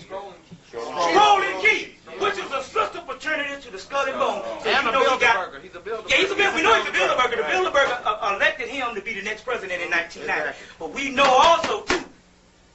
He got That's right. He done got stuck. That key done got stuck in his hole. Okay, back to the story. Aleister Crowley goes to England, goes to Europe, and when he's there, he's into the occult, so he goes into the trance and the yoga and all, and he puts his wife into the trance. And what happens with her is some entity comes in her and starts communicating to him through her, saying, "We know who you are. We know who you are." I'll tell you some books to get where you can read all this. So he immediately takes her and takes her to the British Museum, or one of these, not the British Museum, the Cairo Museum, a smaller museum in Cairo, because there's a Cairo and there's another one. Takes her there and said, "What in this room is doing this to you?" And she went up to a stela, which is, and God, I hope I got a picture of it, which is a slate. A stela is a type of slate or a tablet. And on this tablet it has a priest of set typing and code. And it's an actual priest that lived in the late 20th dynasty. It's one of those dynasties. And he got kicked out of Kemet for practicing set, and he vowed to get back. See how powerful our people are? Right or wrong, you got to believe one thing. You ain't going to get out of this worshiping God. You got to get out of this by becoming God. Otherwise, the people who don't become God, when I get into this, I'm going to get into this solution. People who don't become God, you finish. You see what I'm saying? Not the creator, but God. You got to become the direct manifestation of the microcosm. That what is up there, the macrocosm. You got to become that. Now, the Son of Bonham. Right. Brother from Marsh Brown wrote a book on that. Anyway, so he goes in and she sits down and she's giving him this stuff, this thing, and she starts translating this stuff, writing it down as she's telling him, and to translate this book of law. Now in this book of law, he said this is going to be the religion for the white people in the eons to come. Now to make a long story short, he writes a book. Now, let me tell you, now he starts the AA, which is called the Silver Star, which is supposed to be serious. And he got a group of people that's dedicated. Now let me understand. Now this is the key part, because I'm going to tell you what's going on in these secret societies that you've been wondering all these years, what's going on. Well, supposedly, Maine Blavatsky and them, they knew by getting these papyruses out of Egypt that their time was going to end soon because they were on a low level. So they said, what we must do is get into the occult sciences, the metaphysical sciences of the New Age, as we call it now, to rise to a high level, and maybe we can prolong our existence on this earth, or maybe we might be able to become God. You see? They say that for what it is, it's supposed to be a key, and we're going to die trying. And up to this point, nobody has done it, so we know they're on their way out. Listen. Anyway, the OTO, which means Ordo Templar Orient, is a group that Aleister Crowley was the head of, and the AA, which means something else. Anyway, these groups are mainly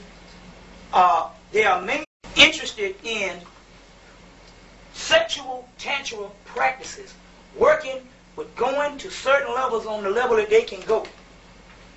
Where they hear voices because they can't go further. Only original people. And in Ledbetter's book, The Astral Plane, he said, well, maybe we can reincarnate back into original people. Wishful thinking again. And only the original people. But anyway, The Orient, they are dedicated, this secret society that's tied in with the Illuminati, they are dedicated with this sexual tantra practices to try to create this new human.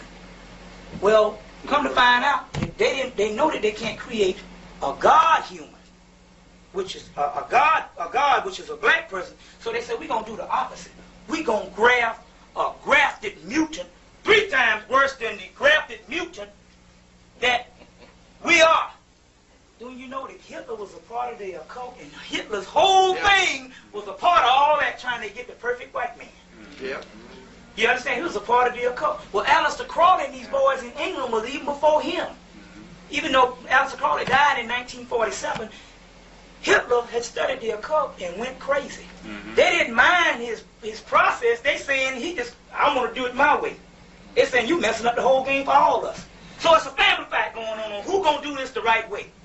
And they ended up having to take Hitler out because of this stuff. Ford built the You see, because he went right. So Ford built the oven. And all them showed it, right. And DuPont made the gas. Right. That's true. Yeah. Now, Right, he had DuPont de Nemours. ain't that something?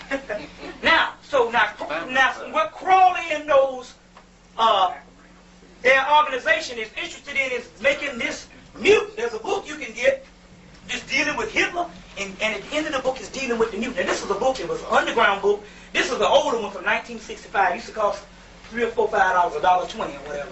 What's the name of it? But now, and it went out of print. Now I'm going to tell you that. But now this book is called, the name of the book is called The Morning of the Magicians. Now the book is back in print, and you can get it for $13.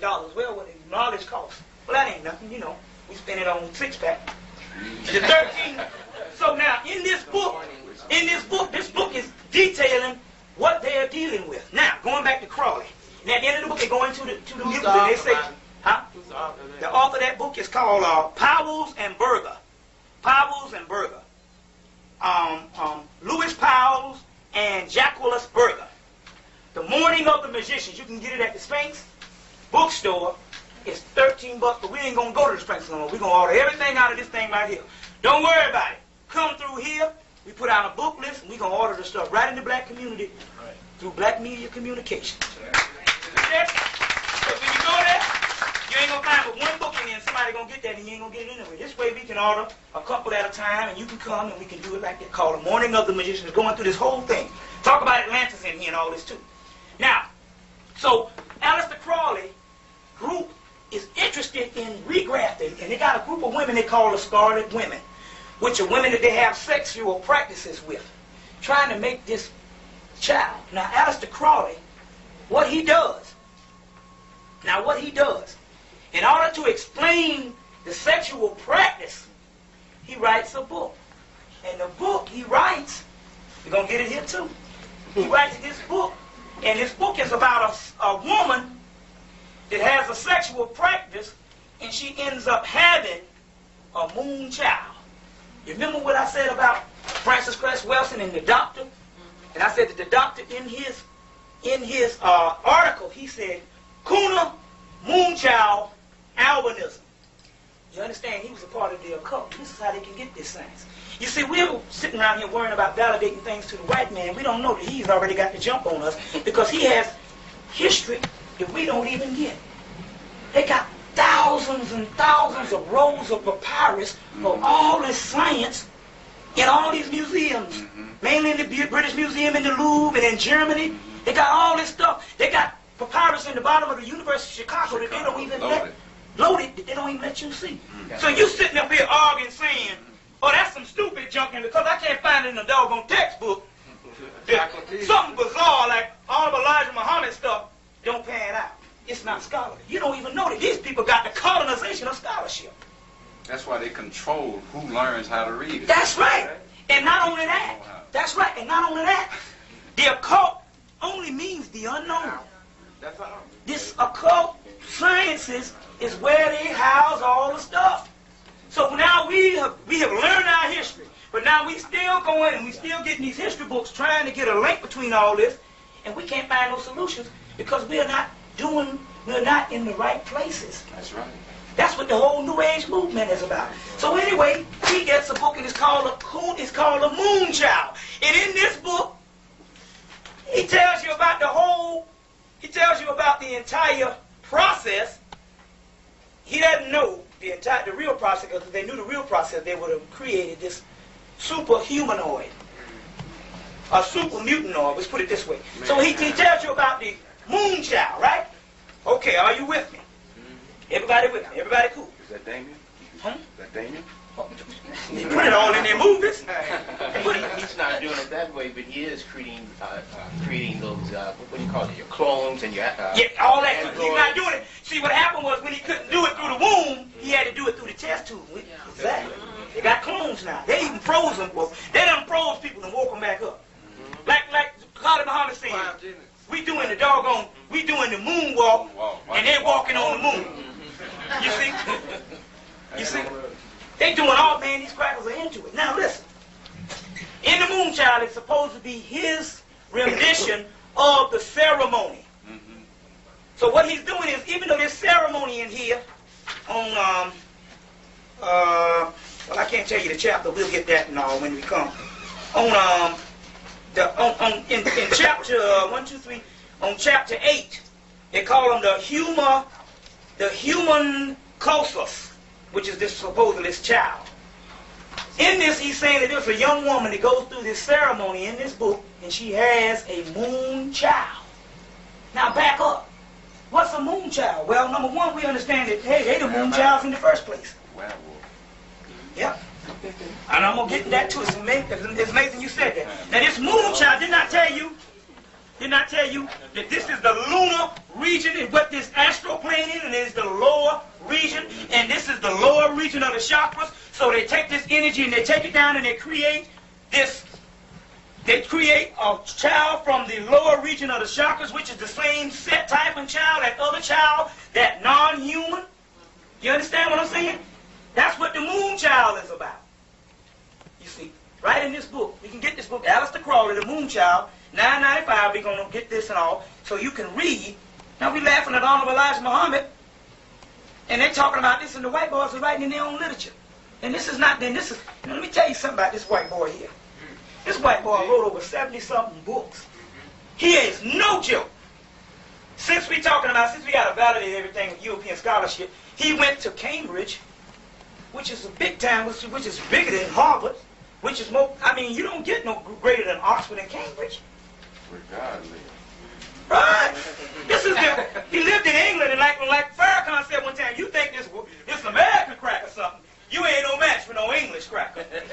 He go with that shitty whole boy, and he the real beast. That's right. He that untouched beast, That's right. Not that diluted beast. That's right. You understand? So he writes the book, The Moon Child.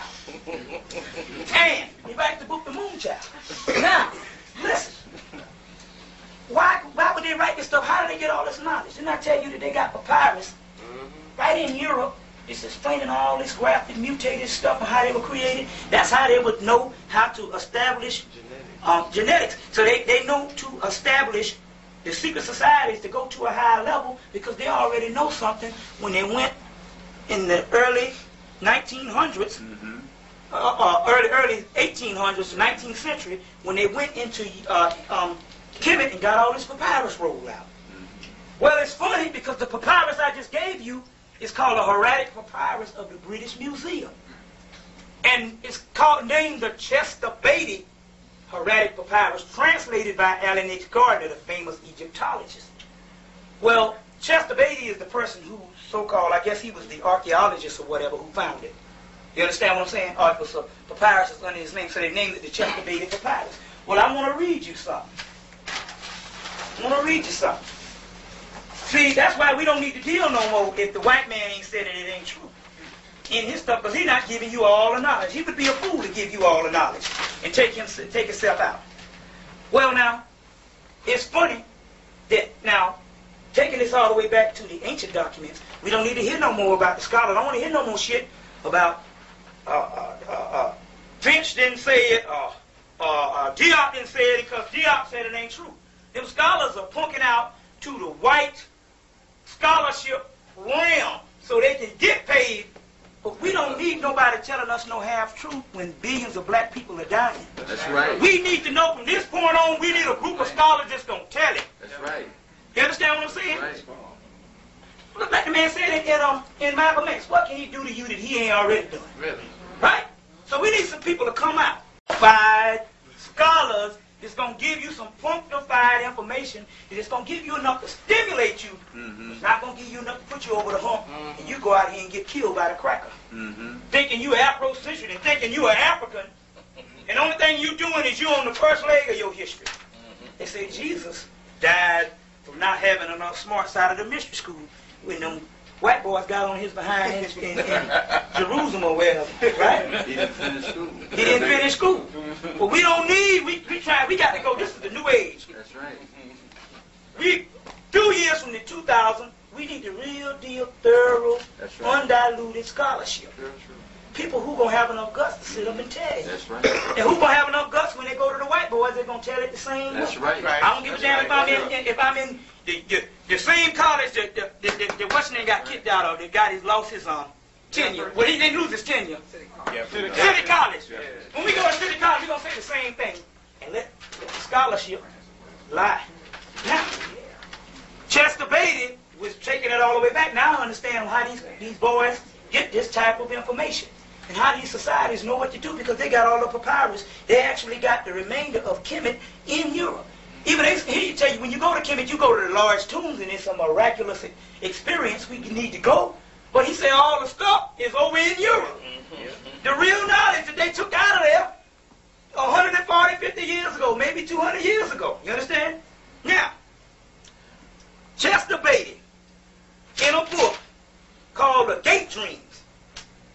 Dreams is very important, and gates don't mean nothing but the gates, the levels of the astral plane you go into, either when you're dreaming, either when you're astral project, or either when you die and you go to other levels, the heavenly realm. This is what all this is, and you got to get through these gates. So he said gate dreams. We got a book called Egyptian Heaven and Hell, commonly known as the Book of Gates. It's talking about that. By Buzz, you get it for $5. Brother, In this book, do you have to have a key to open those gates? y'all right. Booyah. Right.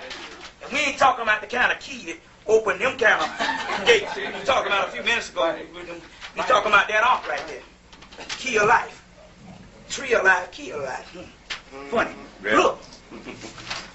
Yeah, let me get on with it. The Gate Dreams. Now this is Chester Beatty, the same guy that wrote this papyrus. This was a piece of papyrus that he got from Kemet. And this is what it says. Now, going all the way back to Kemet, this is in some type of, I don't even think it would be a set typhon in practice. Don't necessarily have to be a set typhon in practice. It could be an Osirian practice, because at this point he's explaining the formula. He didn't say whether you could use it for good or bad.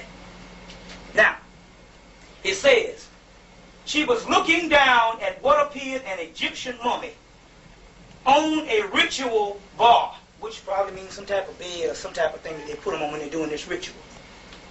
But the woman was still alive, and her body was being used for some type of battery. She had been a tremendous build-up of libido. So they're talking about the libido, they're talking about a sexual arousal. You see, that sexual energy that we releasing, if you use it to shoot it up, you got some real beautiful stuff.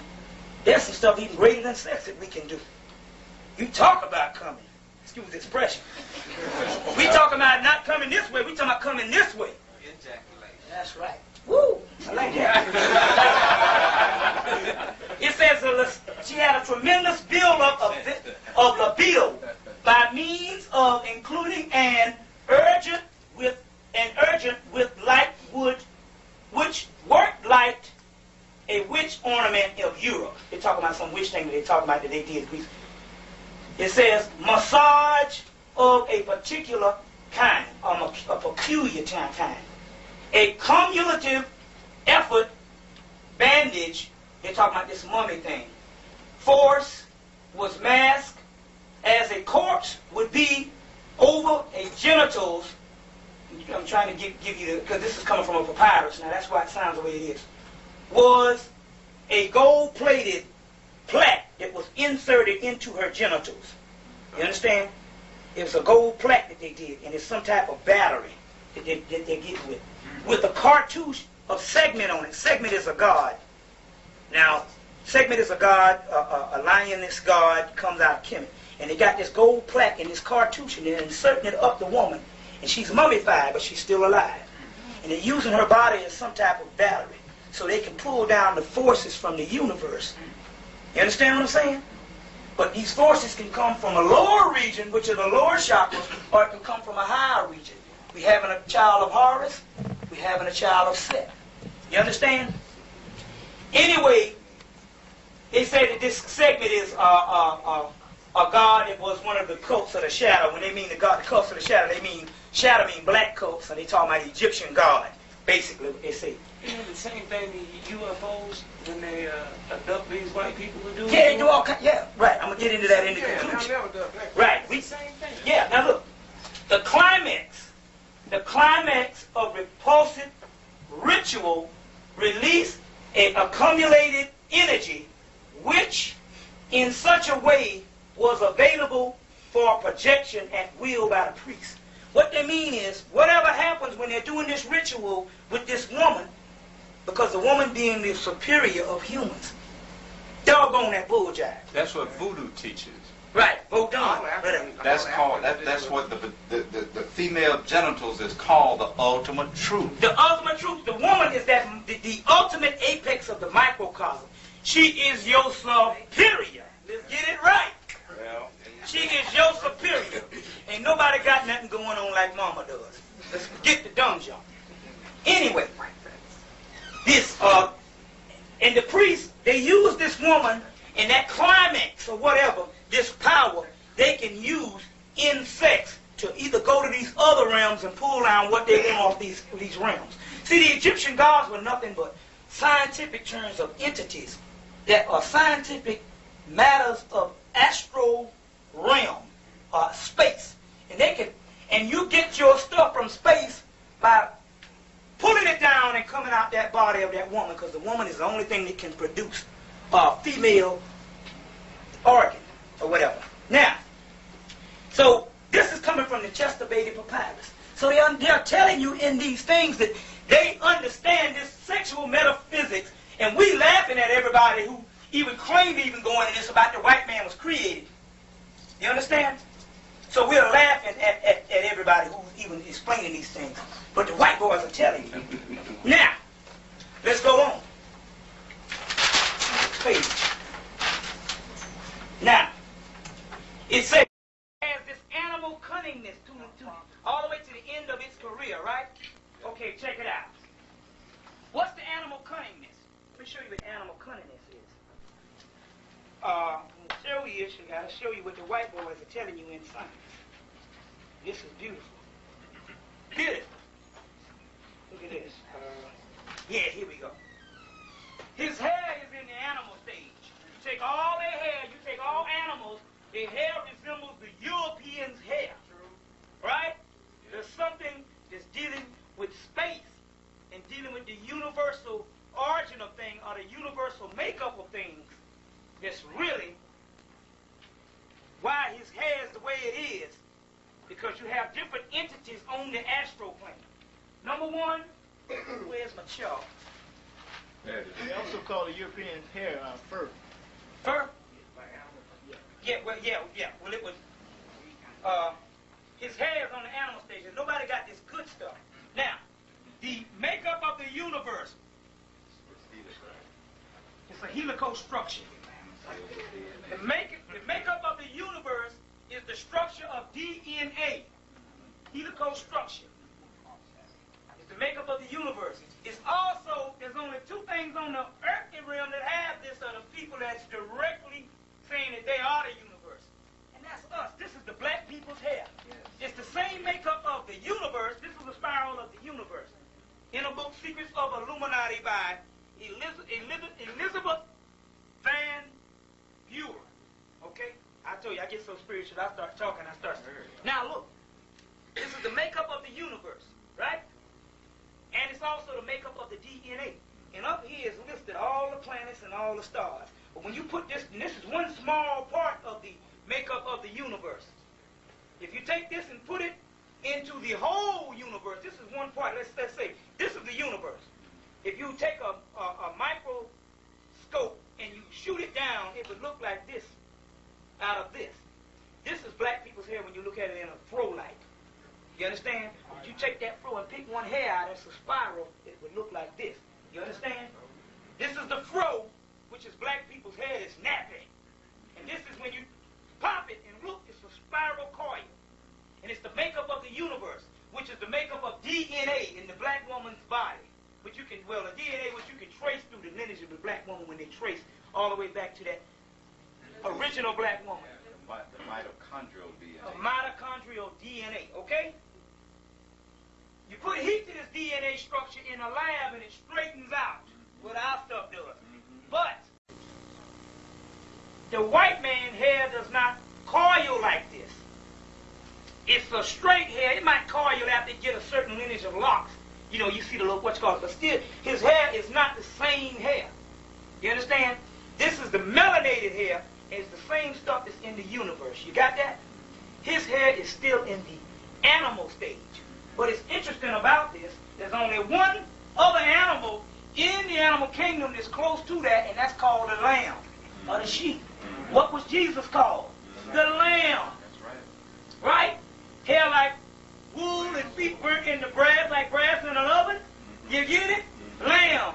Jesus was a black man. He would have to be a black man as well as Krishna, and all the other blue black gods. That's why Godfrey Higgins said one thing that got him when he wrote the book Anacalypsis, 2 volumes. He said, I trace it back, and one thing, now he's a sir. You don't get to be sir in England unless you're a real deal dude, or whatever you want to call it. Well, the real deal, Jimmy. Real deal Jimmy. He said, he traced these things back. He said, every time I trace back to God, it turns up black. You understand? He was very upset about this. It turns up black. I don't see nothing white. It would have to be, because in order to be that which is connected to God, you would have to be an original people. You understand? That's right. You are God. That's when the nation said the black man and black woman is God. They were right. Now, so we understand his hair is still in the animal stage. And Jesus was the black sheep of the family. That's right. And also, the lamb, they had an ordinance in the mid-1900s, and the late 1900s and the 1800s, that no man should be seen with a sheep after dark. Because this is where this DD came from, a venereal disease. Because a sheep is the one that's a docile animal, like the black man. Just, you know, he's just a warm-natured person. And also the sheep is the only one that has a vagina that looks like a human. It's almost similar to a human. You understand? Some of these icons and these symbologies that's in the ancient structures, not there just for they didn't do it that way. This stuff is there for a reason. So the white man stuff is still in the animal stage. All right. Now, getting back to what's going on here. It says that this animal cunning is even quite towards the end of its career to communicate by borrowing temporary intelligence from the medium, which means he borrows your intelligence. And you think he you, and that's why you confused. It's the white boy talking about. Let's go on. From its very nature, it is exceedingly liable to be swayed by all kinds of evil influences, because it is. And being separated from the higher ego, it is nothing in its constitution. Now listen to this now. You got to listen to this, because this is telling you right now that hang it up. White people are through when it comes to you, the people that's conscious. It says it has nothing in its constitution capable of responding to the good ones. That's you. They're saying, what? Let's hang it up. Ain't nothing in its makeup and in its nature capable to responding to you. It's always on a manipulative level when it responds to you, or a master-slave level, or a destructive level. If it's going to respond, it's going to be an antagonistic response, or it's going to be one of them slickster things, where you always end up getting the low end of the stick. Inhumane. Inhumane. You understand that? To the good ones. The white boy telling you. It therefore lends itself readily to various minor purposes of still some of the bizarre sort of black musicians. He's saying something. What he's saying is when they're doing this code word, they're saying that the people who created us basically when they put this type of stuff. It says minor purposes and all. The mental matter possesses, gradually distinguishes, and returns to the general matter of its own plane. What that's saying is that the white man knows his time is up, and when this great stuff comes along, it's going to separate him and return him back to his own plane. But you are keeping him alive by your own ignorance and your own fear. Now I'm getting ready to get into the solutions, and it's real simple what we need to do. The Wizard of Oz. Right. The Wizard of Oz. That's right. You had the power to go home all the time. I said, look. Now, in the astral plane, since it's a shade and it's got an animal cunningness, in the astral plane, it's built up of all types of entities. In here you have the human order, the human entities in here. That's us. That's the inhabitants on the human entities. You have the non-human entities. Non-human is a cross between a human and a non-human can also mean animals. It can mean animals. Because that's why we got to get off this meat. Because the animals that we eat when we kill are on the astral plane. So it gives you bad karma, and it also gives you, when you're eating this meat, basically, and we know you eat meat and all, but I'm just saying it's a future thing. Sooner or later you're going to have to get up off it. Don't go in the shop tonight because you need some chicken. You're trying to go cold turkey. We know black people going to shoot. We don't want the news to be filled up with people killing each other. Black people trying to get off chicken. But they're saying that there's all kinds of animals. You get off beef and you might get off pork. I ain't messing no pork. That chicken, that's another story. But anyway, there's animals on it. So you have animals on the astral plane, right? You have animals. You have humans. You have non-humans, which consist of animals. And then you have artificial. Artificial might be artificial thought forms. Because you have human thought forms and you have artificial entities. And then you have artificial humans. Now if I'm lying, whole chapter here only, artificial humans, to let you know, right in the book, Astro Body, artificial humans. Now, it's crazy for us to sit up here and accept Diop's theory of a white man mutating in the Ice Age when the white boy is right here telling you that as above, so below, and if you got artificial humans here, you got them down here. And the artificial humans are the white people. We know this because it says it's a soulless bundle of animal cunningness. Artificial humans. Now, but we know that this thing is it's a cross between a non-human and an artificial human because it's an animal level. And there's a footnote in one of these books to tell you in the book, I can't think of what it is, when you're reading the non-humans. In the article of the non-humans, they're going to tell you to go to Blavatsky's book, The Secret Doctrines. Got to get both volumes of The Secret Doctrines. That's $17 for 2 books. You can't beat them. 2 big, massive books. They got one more left up at the shrine. We're going to have them in here next week. Boom, they're going to run out of money with all these books they got. What about Isis Unveiled? There's 3, I'm going to get that too. There's another book called The Isis Unveiled, which is dealing with religion and science. The Secret Doctrine is dealing with the cosmos and also theology. So listen, and they tell you a footnote. They say now on this non-human, they say go to the Isis Unveiled, find out what's on this non-human entity. And when they trace it down, they say it's an ape form. See, Darwin was right. They did come from that. They are not an ape. They are highly evolved ape. They're one step above an ape. Glory. You see, if you pull back your skin, the skin is white. It's got the thin lips, right? Yeah. It's got the thin lips, right? Okay. And no ass. And no ass. Right? But also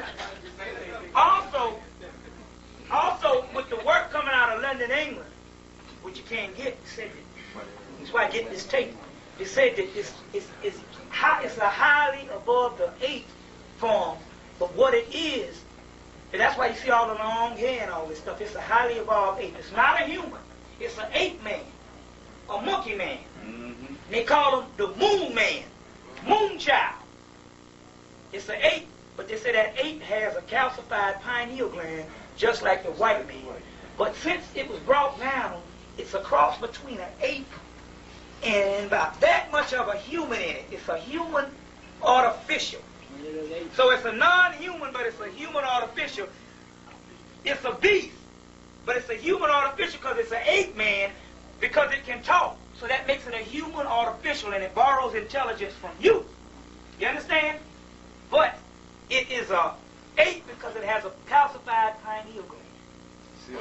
Deep stuff. See, Baldwin said they gave us the art of speech itself. It's speech itself. They couldn't speak, and they act just like an ape when they were in their natural habitat. You understand? So how about Elijah Muhammad's talking about them trying to graft themselves back into the original man, and they graft themselves back into the ape?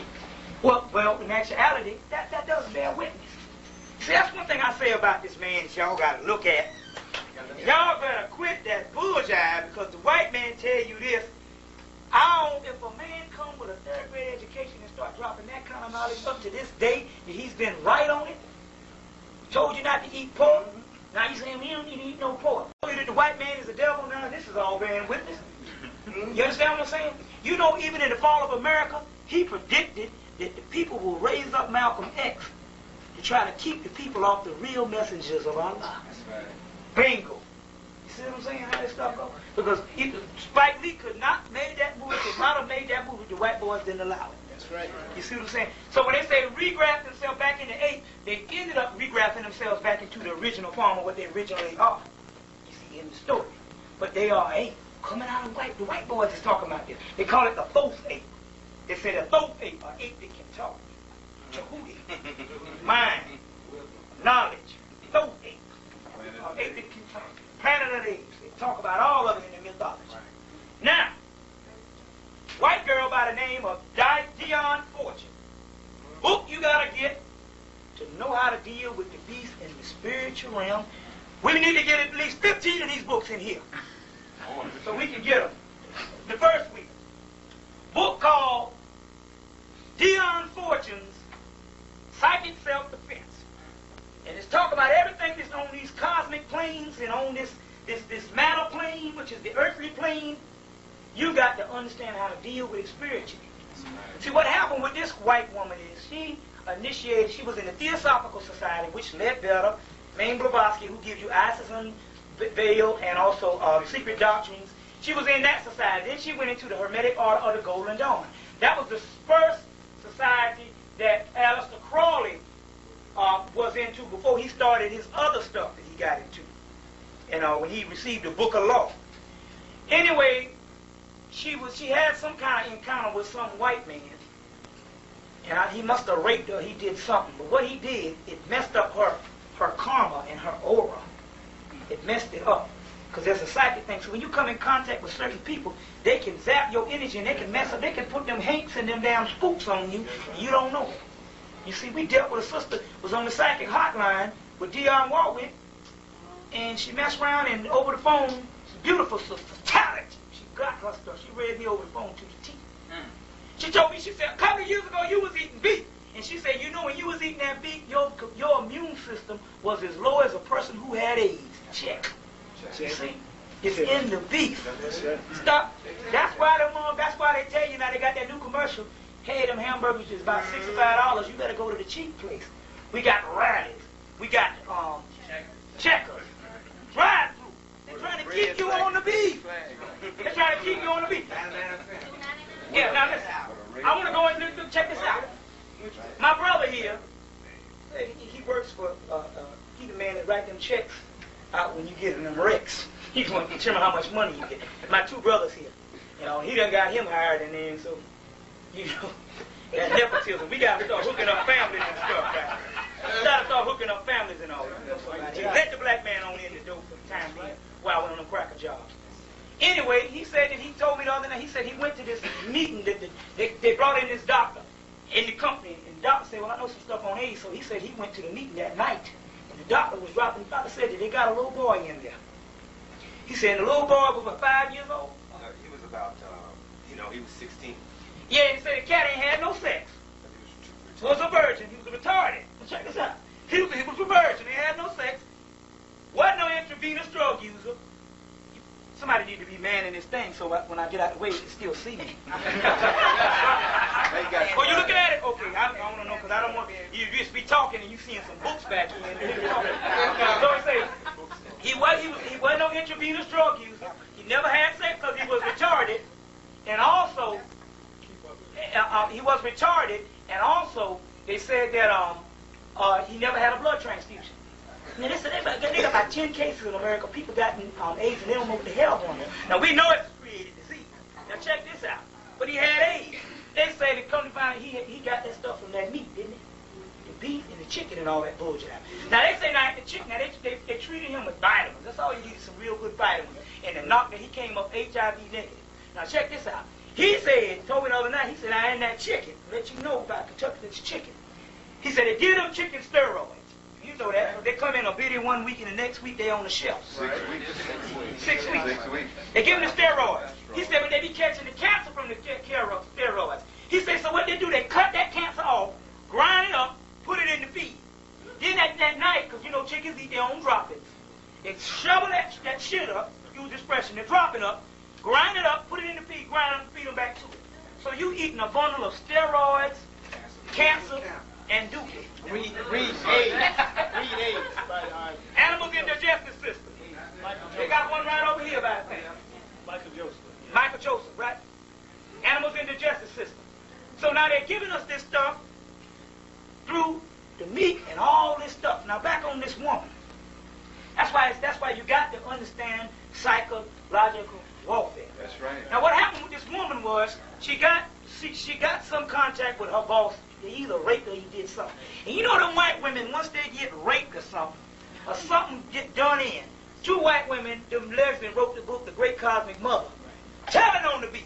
You know, they'll write the stuff on the beast. If they get mad, they say, okay. All right. I'm going to do all y'all crackers. All right? So she writes the book, Psychic Self-Defense. And she says that after her encounter with the boss, she decided to write the various methods of psychic self-defense. Various methods on how to safeguard yourself against personal male violence. Psychic self-defense. Now listen. Let's see what the male violence. Now when she said personal male violence, let's see. When the male violence popped up, guess who she said are the male violent ones? The pathology of non-human contacts. Non-human. Other forms as well as ours. You put that ours because she writing for their code. So they got some real stupid stuff. She knows she the non-human. She ain't no damn fool. She know who the original people is, but she gonna write the book anyway. Well, it's They called say soliloquy. right. So she knows she gonna write the book anyway, you see? So she says, other forms as well as ours. Folklore and fairy kingdom. Non-human. They say folklore, I mean, this stuff has been explained throughout years of who the non-humans was in your Bible. They call it the devil or call it whatever. They tell you who the non-humans were. You thinking it's some spookology. That's why Elijah Muhammad and tell you they don't look. There ain't no spook, nothing. It's the black man and black woman, or the black woman and black man is God, and the white man and the white woman and various kinds of them white Arabs, or what you want to call it, and them European Jews ain't nothing but the devil. In this world, you got man and you got devil, you got human and you got non-human. So the non-human, the esoteric data relating to the conception. See, they saying we got esoteric data. You know, all these museums know who the non-humans are. And writing for herself, she's crazy. But then again, they crazy anyway. They, you know, she gonna write. She get mad. So I'm gonna write on all y'all white people. Because I'm getting ready to die anyway. Because she died at an early age. I'm gonna write on all y'all. Look. Non-human souls in human bodies. No souls.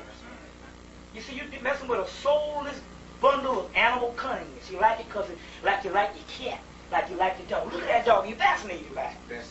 You see, Africans, they could have killed them on something else, fascinated by that white skin. Look at that hair. You see? You see? That explains some of the Indian things where they supposed to have this white God supposed to come, and when the white man came, they thought it was God, and they put him on the stool, and he ended up taking up the land. Because it was a soulless bundle of animal cunningness. Problems they represent. They are the deleterious effort of non-humans. Let's see. Okay, listen. I want to show you something. she says that what they're dealing with here is you deal on 4 currents of cosmic electricity. They only deal on 1 current of cosmic electricity. And when you come around them, just the mere presence of them, they zap your current, and you start dealing on 1 current. So that's why your health, your mental, everything goes down, because you are constantly in contact with the European. Right. You see? Mm-hmm. Now, another thing to put in that as far as the cosmic of energy, to increase that energy, that's why we wore certain ornaments made out of brass. Right. And copper, because copper is what they wind around electric motors to generate power. Right. So when we wore copper bracelets and all, and every time you walk, you break the flux, and it creates electric energy. That's why we say we usually get rid of arthritis, and they use electric shock treatment to treat arthritis. Well, since they don't have the lineup of the pineal gland, which illuminates these higher chakras, they're dealing with 1 current, and you're dealing with 4. So it zaps your other 3 down to 1. And so therefore you have problems determining the beast, because you are operating on a low current. And basically because you cannibals now, because you eating all the meat and all the stuff, the same practices that he used to do in the caves. That's right. But you're dealing, so just the mere contact. This is why you have psychotrauma and all kind of bullshit on them corporate jobs. It's just more than the white man don't love you, because you knew that when you got hired, but all kind of stuff go on. We are in it. This is hell in every sense of the word. That's right. This is hell, right? In the condition, it will come hell when you get rid of the non-humans. You see, the non-humans. Says that the non-humans, it say, number 1, if you married to one, it say the only thing that you have out of that is purely physical. And because our marriage, the way we view marriage now, is the concept, Western concept is wrong anyway. You fit right into it. So the white woman treats you like something, or the white man treats you like something, or you in there, you can't tell. You just say, oh, it's just human behavior. But the marriage, they say, the first thing you should do to prevent this is to get rid of or divorce the non-human. What she's saying in here, if you are human. Because you can't rise to another higher element as long as you're sleeping with a non-human. Okay? But said that the currents, they said it also, they said the non-human, by it not being human, she says that you should treat it just like you treat a cat or a dog. They say you can come in contact, but your contact with a cat and a dog is different than you contact with humans. So you should treat it just like you treat a cat or a dog or a pet. Because that's all it is, a pet. It's done turned that around on you and start telling you pets. Black man ain't nothing but a 3/5 of a human being. That's his own psyche projecting back. You see, the white woman is telling right here in the book, Psychic Self-Defense. She called them vampires in here, werewolves in here. All them spooks you see in the movies ain't nothing but the innermost powers of the beast of the white man. It ain't nothing but his nature that they are describing in these doggone movies. What you see? I saw one of those talk shows and everybody on there said they was a vampire. Vampires. They're vampires. They're all in this stuff. So she's giving the book Psychic Self-Defense. That's why he said a dog is a man's best friend. Right. But Walt said a canine can't be mine. That's right. The white man's best friend. That's right. Because he know he on the same plane as they are. Psychic Self-Defense, Dion Fortune. That's why he calls his deity God, because it's D-O-G, dog. Dog backwards. That's a German deity, and it means dog back. Dog back. Bingo. Man, We call our deities see, we can't. See, a lot of our people think we're going to get out of this living side by side with the beast. No, the beast is a temporary thing, and it's got to be zapped back into its own plane, and it's got to be done away with. Wow. Now, let's get into the solution. Let's get into some solutions. That's a serious church, not a church. Word up. Serious church. This is real church. 2000, this is real church. Now, let's get into some solutions. I'm telling you. Okay. Number 1, the solutions are, remember, Dorothy was trying to get home, and after a while, when she met this good witch, she said, you had the power to go home all the time. Right? Well, you got the power to go home all the time.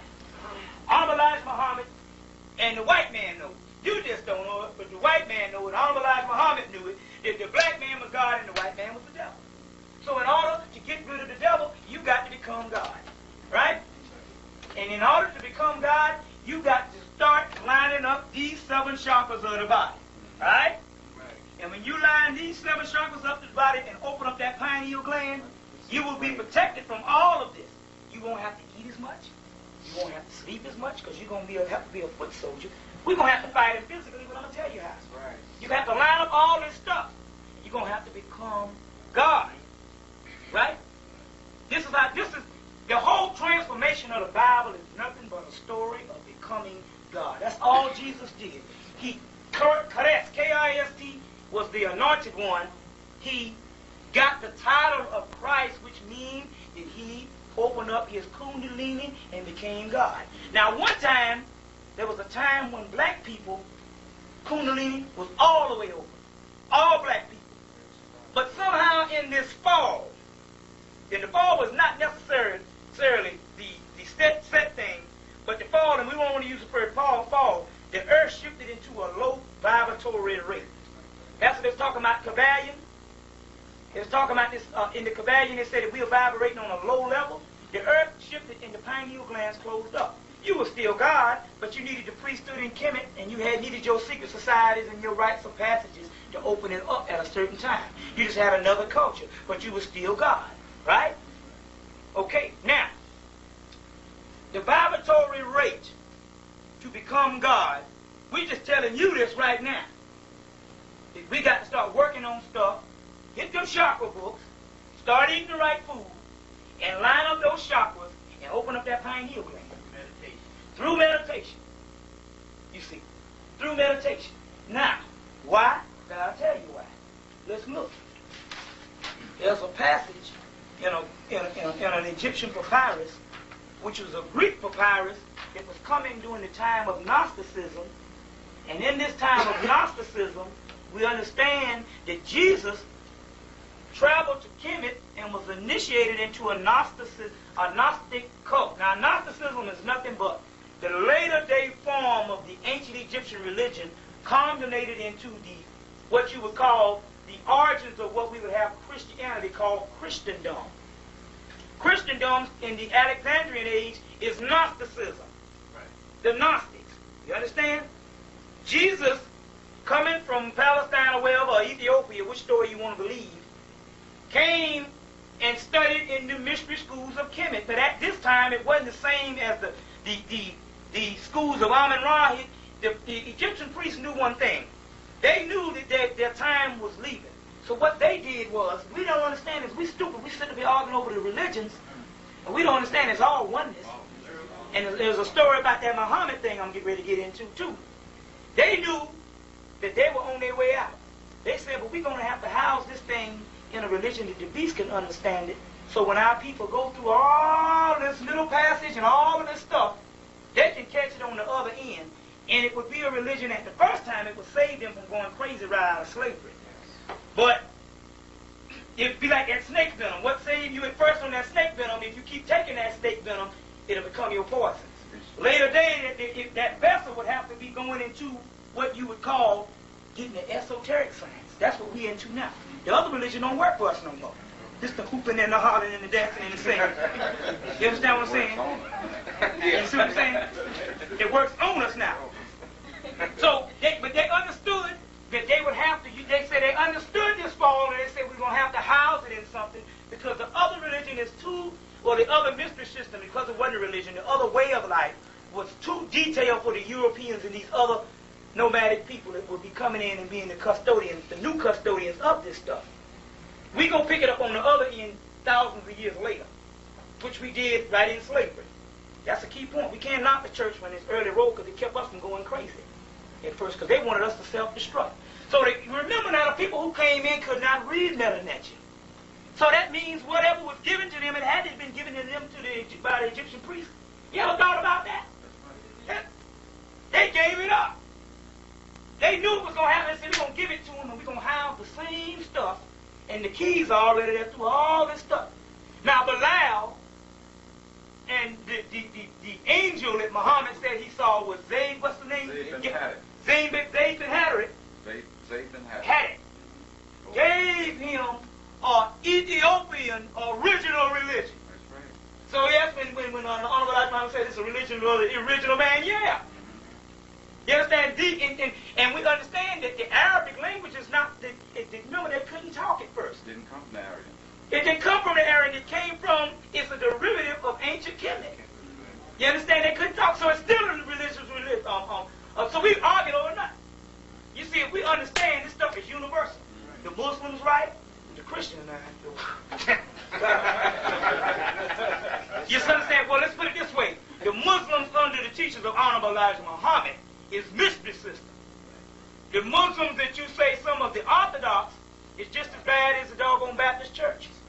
You see what I'm saying? So they understood this. Now, in the Gnostic cult, Jesus comes in, and when he becomes the Christ, which means an anointed one, and he gets his little bit of followers, there's a papyrus coming out of the Gnostic cult. And I want you to hear this. Look, the Gnostics, as well in the formulas of the written magic papyrus, Greek and Coptic, under the impact of these heaven worlds, are suddenly open. The pineal gland, the 7 chakras, is open. When it becomes open, and the crown chakra and the pineal gland is open, you are into the heavenly realms. You understand? You get it? That's why it's called the kingdom. The kingdom. Heaven owners. As it is owners. When you're there, the white boy can't go there. He can't go there because it's a higher plane. He's only on the low planes, but the heavenly realm is the Devashanic plane. See, Judge Ledbetter, second manual to the astral plane. Let me get this one here. Go ahead. We're going to get that here too, right? Yeah, we're going to get this here. What we're doing is we setting them in the business big time. That's right. Setting them up in business. That's what we're supposed to do. This is the astral, the Devashanic plane, the heaven world. The middle plane. The white boy can't get here. Can't touch it. Can't touch it. Because his faculties are not built for it. It only goes right here. Remember, that's got a big old rock in it, all bones. So it can't go in there. You understand? The heaven plane. It's all right in us. It's been there the whole time. Look. Says, on this plane, look, the opening of the heavens. Let me get back to my place. Are suddenly open. The heavens are suddenly open. Jesus and his followers are transported into intermediate space. And in front of them, setting amid the winds, they behold the ships of the sun and the moon, manned by fantastic beings. The ships, the mothership, UFOs, the ships is right here in the damn papyrus. Where did the Christian religion came from? It came from Christendom. That comes from Gnosticism.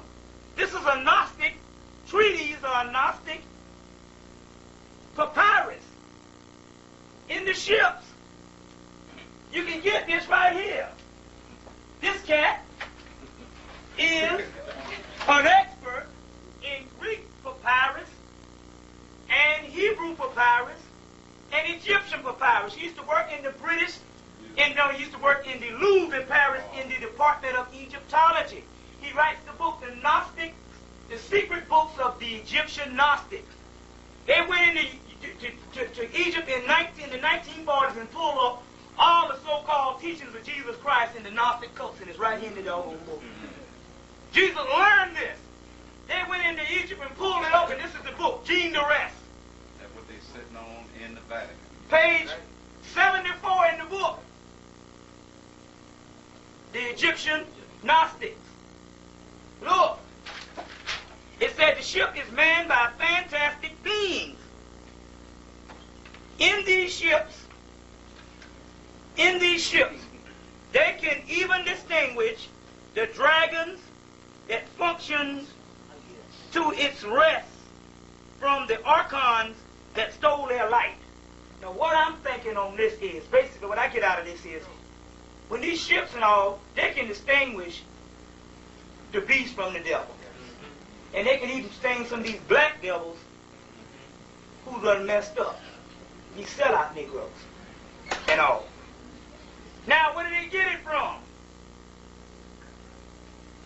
They got it right out of Kemet in the papyrus of how to invoke the ship of Amun-Ra. All in the pineal gland. Now let's get down. Get my solution paper going on here. Here it is, ready. Now, I talked about the Dogon, right? And I told you that all the whole thing about the mothership and all this is in the African mythology and all. And I told you that they said our people were on a planet called Sirius. When Sirius is the sun behind our sun, it's the heavenly realm. And their ancestors are there. But they have a planet right around it, and supposedly human inhabitants are on this planet. Which is called, when you go in the mysteries of Isis, see Isis, now I don't think I brought the book, I might have brought the book, I hope I did. But what happened was Isis, there's a guy that traveled to Greece, and I think he must have been an original man, but was in Greece, and based on the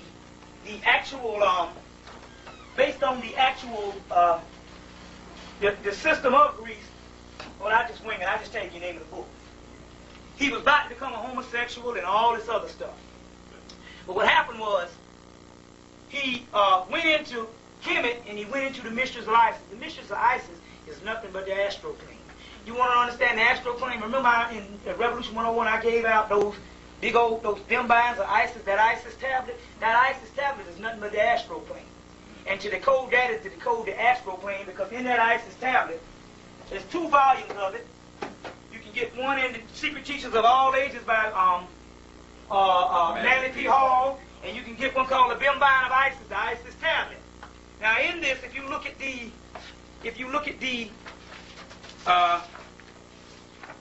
contents, they simply tell you what the Isis tablet is. And I say we need to decode it, but since if you study the astral plane books and study this will come easy. And it says in this, they said you have two regions. This is the tablet, and they have these regions in it, and they have this whole, and it came out of a temple in Rome of some people who worship Isis in Rome, where they got it from. And in the tablet it explains the middle region, the superior region, which is the heaven region, the inferior region, which is what we own now. This is the inferior region. And the middle region is the astral planes, which is this lower region, which you got to be judged, and either if you're the beast, you reincarnate back into a beast, and if you're the black man, you go on to a higher level. Reincarnation is real. That's the whole deal. But that upper region, the superior region, is the heaven planes. Now, I told you about Sirius, and the superior region is connected with the Sophic cycle and also Sirius. Now, which is connected with the Dogon, and what they are saying. Well, so happens a white boy got abducted by some, he say aliens, but we say original people from Sirius in 1954. Some information is on that. And what he says in the information is this. Number one, there's an interplanetary brotherhood or sisterhood. And Earth is the only one that don't belong to the interplanetary brotherhood or sisterhood, because what happened with Earth is this. Number one, you have different life forms on some of these planets. So you do have some of these aliens they seen from the other planets. But they said, but the black man and black woman, or the black woman and the black man, are the most superior out of all of these other systems. You get theology of time, right there, the man saying the same thing. Honorable Elijah Muhammad tells you in theology of time that we have people on other planets, black man and black woman being the most superior. But the black man and black woman are the only ones that have this white man on Earth. See, the Earth is the only one that got this white creature. Why? Because the most superior beings long time ago, who was God's, created them in an experiment. Now the Rosicrucian brother, the Rosicrucian white guy told a good friend of mine, this in the nation, name is Dave Pitts, lives in Detroit now, told him at the University of Michigan, said, yeah, the white man was an experiment that went bad. And them UFOs is coming to clean it up. This is the right Rosicrucian told him. Well, they know because the Rosicrucian is a German organization, and the spin-off from that is the Theosophical Society, which is, you have the regular Mason York right now, then you have the graduate schools of the Masons. That's the Rosicrucian, the Theosophical Society, the Golden Dawn, the OTO, or the AA, these societies, the Illuminati, which is all connected with the Illuminati. He told them that these people was an experiment. So the guy who had the contact with the beings from Syria said that the only ones who are not in the interplanetary brotherhood is Earth, because they got the white boys on here. Now, it says that they got other planets that's millions of years ahead of Earth, but the millions of years behind Earth. It's got some other problems in another whole brotherhood system. And they got to go and they got to pull them up, but they can't go at all until they pull up one planet by one. And they got to pull Earth up first. You see? They can't do nothing until they pull Earth up, so they can go on and get the job. Some people say, well, hell, we've been in this predicament a long time, but see, you got to realize in space there ain't no such thing as time. We're talking middle planes here. There's no such thing as time. Time is only, well, there's no such thing to the African as time. Everything is circular. Reciprocity. What you throw out, you get back in the manner that you threw it out. The white man is only linear, because he knows that his time is short. That's why he's linear. The chronos comes right. Right. Time. That's why he got to do everything on time. They say, well, what's the African time? When he gets there. So that CP time is really a real time. Somebody say, well, that CP time, we got to see, we got to cut out that. But I said, no, we Africans. They say, well, what was the African time? They said, when we got there. Because we lived in that kind of atmosphere. When you get here, party will start. What do they say in Stolen Legacy? When the student is ready, the master will appear. Right? Well, the master will appear. So they say they got to pull this thing up. But in this interplanetary brotherhood, they say one thing. Who's driving the bull? Like a dark blue? Yeah. What's that? Black. They got to get out? Okay, yeah, he's blocked. Sorry, go ahead. They say in this interplanetary brotherhood, one thing about them that they do know, all of them have open and highly functional pineal glands. So you know who they're talking about. They're talking about people like us, and if they ain't like us, they're on the same accord as us, because they got the same stuff. That melanin, which is the key carbon concept of the universe. That's what the Eye of Horus is for. And also the Eye of Horus is also represented as Set, the sun behind the sun, our sun's sun, which is the highest point of the Diva-Shanit plains. You understand? So, they say that they have a highly calcified, a highly open and aroused pineal gland, which means that white people ain't in that. Right? Okay.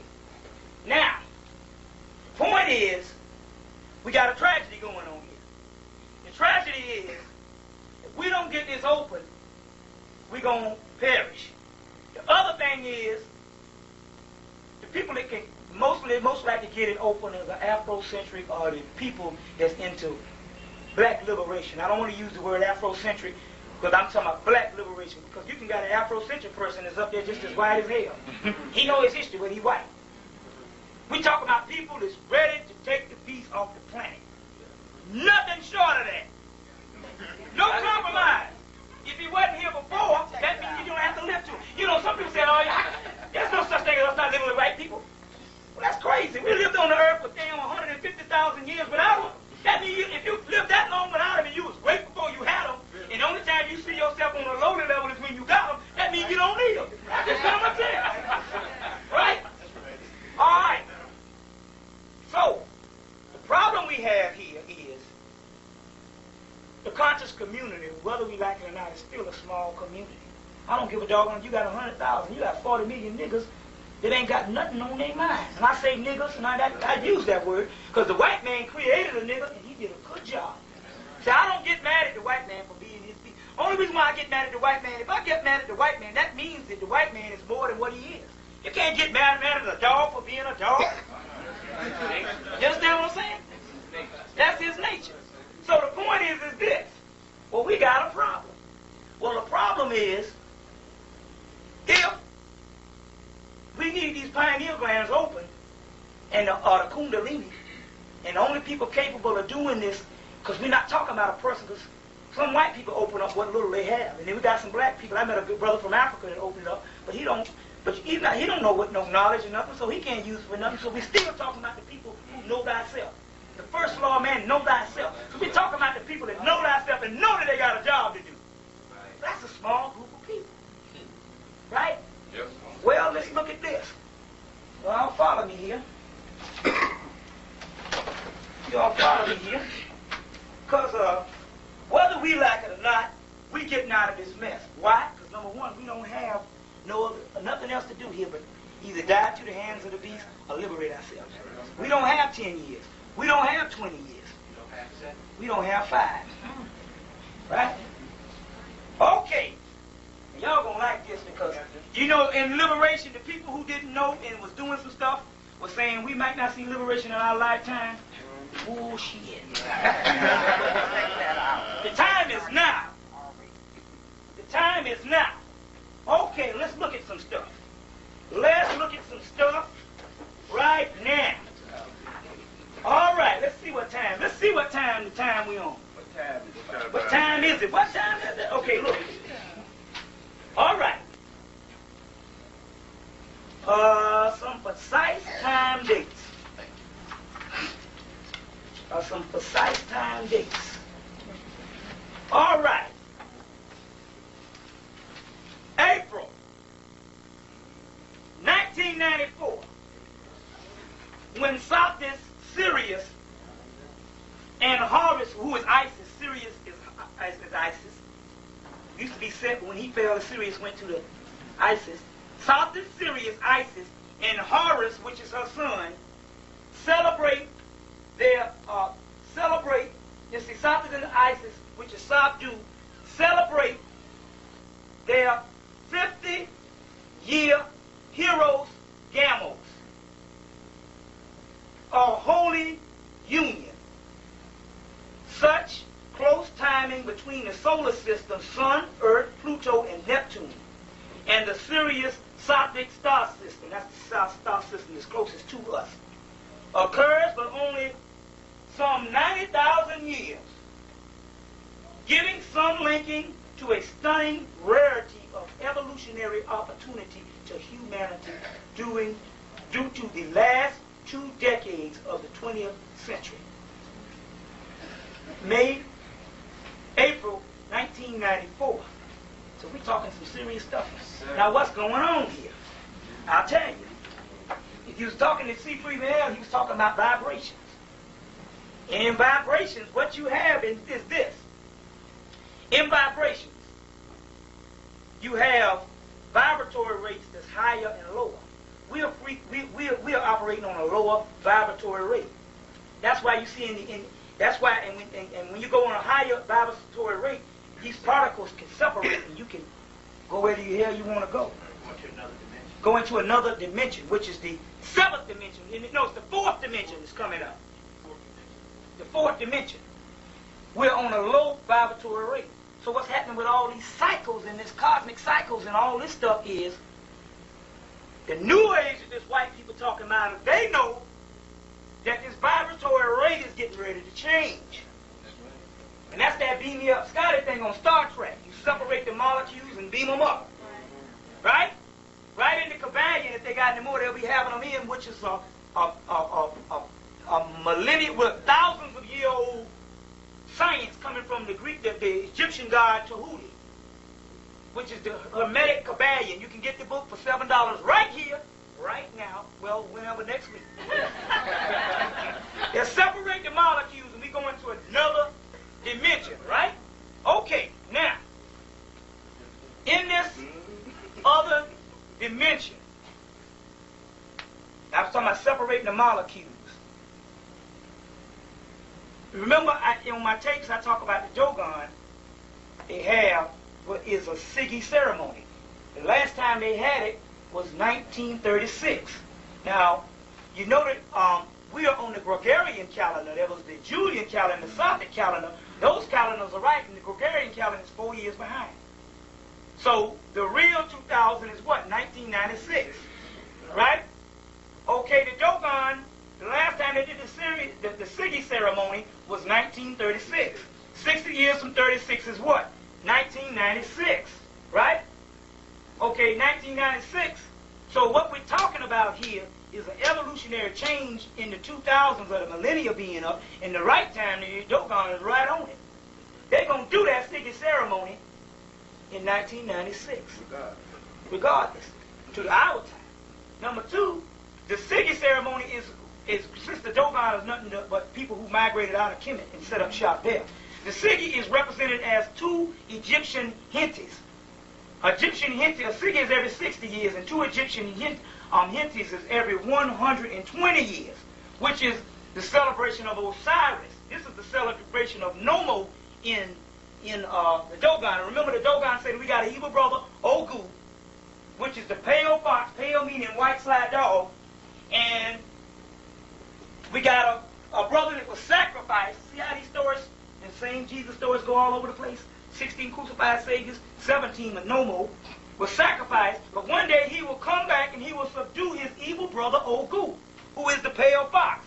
This is a picture of Nomo, though. Nomo is in the sign of a fish. What was Jesus in the sign of? A fish, Pisces. Same story. A black man, the lamb, the hare, coming to kick the white man in the ass. But they're talking about the Christ. They ain't talking about no one man, because if one man come, Quacker gonna take him out. They talking about us coming to the Christ figure, coming to our Christhood, opening up the pineal gland. Understand? But the Dogon says that they do the Siggy ceremony, which is representing the birthday of Amma when she created the world, or he, which is Nomo and Ogu's mother, the good brother and the evil brother, are Set and Osiris. You understand? But in the Osirian thing, they say that Henty brings you into the Amenti. And the Amenti is the great judgment. That's what this is. On that astral plane, you being judged by the black man. But he's symbolizing he's a black, Osiris is a black god. But he's a green god because he's a vegetation god. Right. And what does vegetation do? Everything eats off the vegetation. Right. So the vegetation is, he's also, the vegetation always suffers. Because all the animals eat vegetables. We used to do it too. All animals eat vegetables. So then he's a sufferer. What do black people do? We suffer. We're good at it. Good at dying. But he judges. So the great judgment is the Henty, which is 1996. So 1994, he's the hunting process is going to start that. And these vibratory rates going to open up. Now, what it means when this vibratory rate goes? Well, in the man's in the white man that got abducted by Sirius, said it also by 19. He said in the Aquarian age, when this vibratory rate, he uses the word cosmic energy. Come on in, sister. Come on in, sister. Just come on in and listen. He uses the word cosmic energy. Cosmic energy means vibratory rate, opening up, that vibration is going to another level. When that happens, he says, when that cosmic energy hit, all the pineal glands going to open up. Did you hear what I say? Now listen. No, not white people. They're going to open up that little bit. They'll be hearing all kind of voices. They call it the devil. But it's dependent too on melanin. It is on melanin. The whole thing is on melanin. Listen. Say that all these pineal glands that is lying dormant in us go open up. That means all black people, a lot of black people, even the ones that's doing some messed up stuff, that stuff gonna open up anyway. And when it open up, remember what I told you? That Jesus followers that transported, and when they open up the heavens, they saw the ships coming in. The ships coming in. Okay, let's go on further. The guy Gopi Krishna, who is an original man, but he probably one of them, the original man is lost because he probably up there high in the caste system in India. But he writing this book, says, in his book, in the chapter 6 of the book, it's called the Kundalini for the New Ages, writing for them white people. But hey, they don't want nothing to do with the New Age when they find out what's going on. When it actually gets here, they ain't on the list. It says there are devices, check it out. There are devices that will come into operation. Listen, there are devices that will come into operation at the time seemingly of annihilative nuclear war to save the race from extinction. Well, we know that nuclear war ain't gonna jump off, but this stuff gonna come in. These when this vibratory rate goes up, and Kundalini, it rattles it, and it's gonna shake it open. And once it shake it open, he through. Because the ships is coming back. You see, if you get the book, it was interesting. Anybody familiar with Jung? Jung is a great psychologist. Freud had all kind of pathology of his own, and he gonna try to tell everybody what it is. But this cat, Jung, who was greater, he was inspired by a lot of works from Tahuti, mainly the Divine Commander, the Virgin of the World, and those books, and those things that came out of Kemet by way of Greece, by way of Rome, and then the Europeans got it. And in his book, he wrote a book. Now, why is a psychologist, one of the greatest European psychologists, the greatest European, why is he writing a book in the 1950s on flying saucers? Flying saucers, the modern thing seen in the sky. And he's saying that what these flying saucers are, they are architects on the collective consciousness. And these white people are seeing them all over, and they always see them when the time coming for a great transition. They said there was a lot of them seen over the air when the Christianity came in, when that Roman area, that Roman era. A lot of them seen then. He's saying, so in his studies, he's always seeing these things. And if you notice, these white people are the ones that are seeing all these things. Like I said, I went to a UFO conference on with 4 black people there. Me, which you didn't go. Kimberly. Yeah, Kimberly, we were the only ones there, and they said, how many of y'all saw a UFO? And all the white people in the place, about 100 of them raised their hand. We the only ones sitting there. I'm like, you see what I'm saying?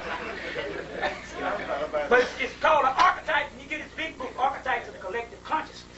But anyway, what's happening here is, on these Devashanic planes, the wheels are on these Devashanic planes. Remember, Honorable Elijah Muhammad said in 1914 that the white man's time was up, but the black man was not ready. Right. So it extended his time. Right. But what's happening is, the reason why they ain't been back yet to kick him in his ass, because like I said, it's Wizard of Oz time. Right. You had the power to go home all the time. And you open this up, it's the direct relationship to that. Okay? Now, but you don't have to. Like Farrakhan said, you're going to be whipped into submission whether you like it or not. In his tape, The Wheels of the Last Days, his audio tape, you can get it right here. Right. The first part is pretty good. The second part is playing double. But in the tape, he said when he saw the vision of Honorable Elijah Muhammad, he said, you don't know what it is to go to sleep and dream and start seeing colors. Colors are the auras, the astral plane. He was talking about the astral plane he had gone on. He said, I heard the voice of Honorable Elijah Muhammad. And he told me what to do. And these wheels, you see? These wheels. So what's happening here is, it's all in the Kundalini opening up. When the Kundalini opens up, the white man is finished. And when it opened up, 1954, the cat estimated 3 million craft coming back. Now you say this is 1990s. It's about probably 300 million now, compared to 3 million in 1954. It's coming back to put this cracker in the grave. You see? Get the book, get Honorable Elijah Muhammad's book that y'all laughing at again. The Fall of America, when he talks about the mother planet, how it destroys the civilization. You got a book called The Mother Planet too. Yeah. And also, he wrote Theology of Time right before he died. He told Farrakhan and them, said, look, y'all gonna love this. Because see, you remember now I talked about the Akashic records at the beginning of the program. Now is this thing on me? Yeah. Okay, I want to know. Okay. Now, okay. Now, he talked about the Akashic records at the beginning of the program. I talked about it at the beginning of the program. Well, at this time, just like C. Freeman L. said that by this time, at the later stages of his life, Honorable Elijah Muhammad had developed into God. Now, that's the Godhood all this was over.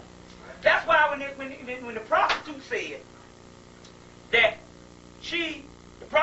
let's get to this here. So you need to get his Theology of Time, because that is writings of his own writing.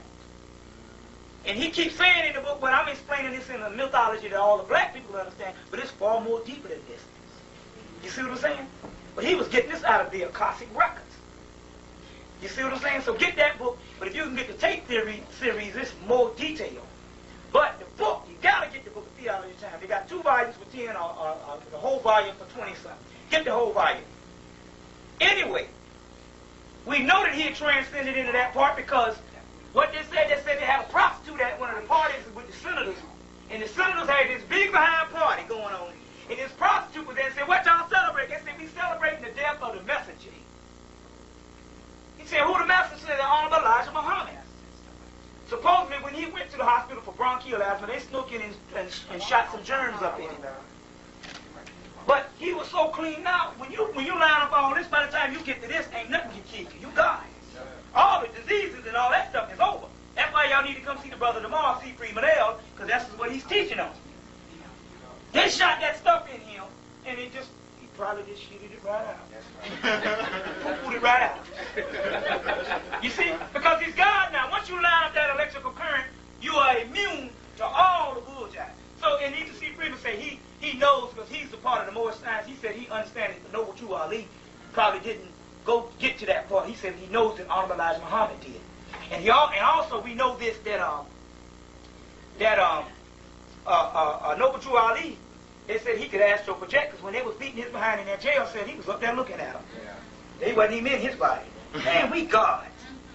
So the wheels in the last days, when he talks about, Farrakhan talks about this, he's talking about an incident that's happening on the astral plane, mainly the Devashanic plane. So when you get this far, it's already there. What? The black man is destined to be God in the first place. You see, when they said that your time was up, when they said your time was up, when the real time comes, it's right. We're being watched. We're being observed. Okay. We've been observed since your election's been going on. A white female and a black dude just sitting across the street in the Jeep since the lecture began. When I went there and looked, they just pulled off. You know, too many of y'all gathered up in here. Yeah, that's all. That's what it is. Yeah, well, you know how that's going to be. They watch everybody.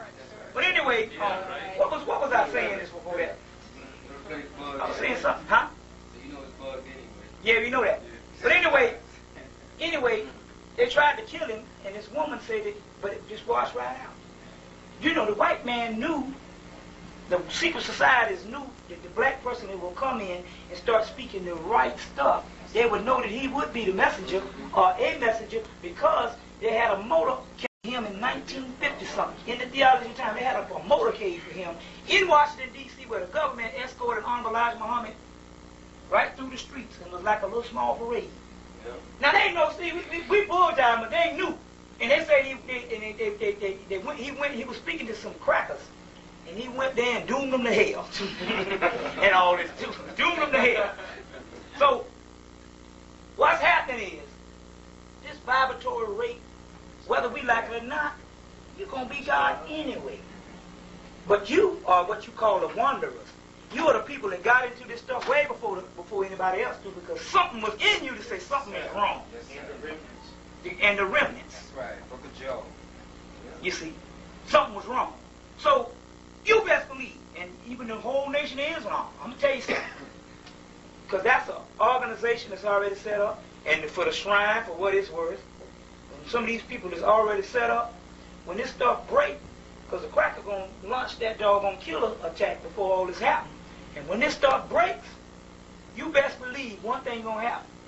When it breaks, our people, they're going to be running for cover and trying to find all these organizations that was out there anyway. Now, we can't turn them back because we understand all of us was crazy. But this is why all this is. You black people are going to be the people that help your people when your people come away. What's going on? You see? What's going on? But we got 3 million craft that fly at a high vibratory rate. That's why you can't see them. They're always in the air. But they're on a high frequency. Last night, another dimension. Now, last night on Sightings, you got to see the show every 9 o'clock, and we need black people to start taping the show. On Sightings, they had all the people to mail in all their home videos, which we get down to the real deal stuff. Because that one TV show can't go and get different sightings because it's not. But the people around the world mail them in. They got some good stuff. They had one guy. He was at a football game and he was watching the football game, but it was near when the sunset was going down. It was so pretty. He was watching the sunset and he saw one go shoot past right. And when they speeded it down and calculated, it was going 14,000 miles per hour. They say there's nothing. Right. The spacecraft. I'm saying you mean per second. Per second. They said that it can get from here to California in 5 seconds. It's fast stuff. Well, it got to be to travel to planets that's millions of miles away. Really? You see what I'm saying? Something to take you 8 light years to get to one of the closest planets, which is Sirius. That's 8 light years. You know that it's got to be traveling at a high speed. And so they had, now it was interesting. They had all kinds. They had one that it came over an aircraft carrier, and they knew it was watching them, and so it started showing off. It started shooting like this. And they had one. It had one that was behind this woman's house, and she said it was as big as her house, and it was just hovering over a ray of light, and it had these lights going through it and all. And it had one in there that was out in the field, and it was shooting, and a smaller one would drop down from it, and then a burst of light would go around it like this, and the smaller one come back up. This stuff can do all incredible stuff, but it's That's the 93 model. yeah, the 93 model, other than that 1954 model. Yeah, renew and improve and stuff with that turbo horsepower. But anyway, this stuff is so superior that it travels on a highly vibratory rate. See, you got to understand, if you was to get into one of those things, you'd go crazy if something going that fast. But once that pineal gland opens up and you on another frequency, you can go that fast. Cracker can't go that fast. He go crazy getting something going that many miles an hour. You know? So that's how advanced this stuff is. It travels at a high vibratory rate, so therefore, because it's vibrating at a high rate, it's invisible. It's only visible to those that they want it to see, which is not these white people. Not giving them no warnings. It's telling them the time up. They ain't got no warnings because they're not human. You see? I mean, it's going to help humanity. Well, if something's going to help humanity, why would the government cover it up for 40-something years? That's true, because they're not human. We human. We humans. This is our Earth. That was an experiment that went bad. And now they're coming to clean it up, just like the white Rosicrucians said. You see? So it don't make no difference what they do to black people. They finish. So they don't have to fear me. They don't have to fear nobody in here. They finish. But what they going to do, being the devil that they are, and they got to be the devil, I mean, they're going to be the devil, because they are the devil. He ain't a devil, he is the devil, the prototypical devil. We say the mythical devil, historical white man. Mythology is his action. The white man is the devil. They got to go. They cannot have a negative cosmic force.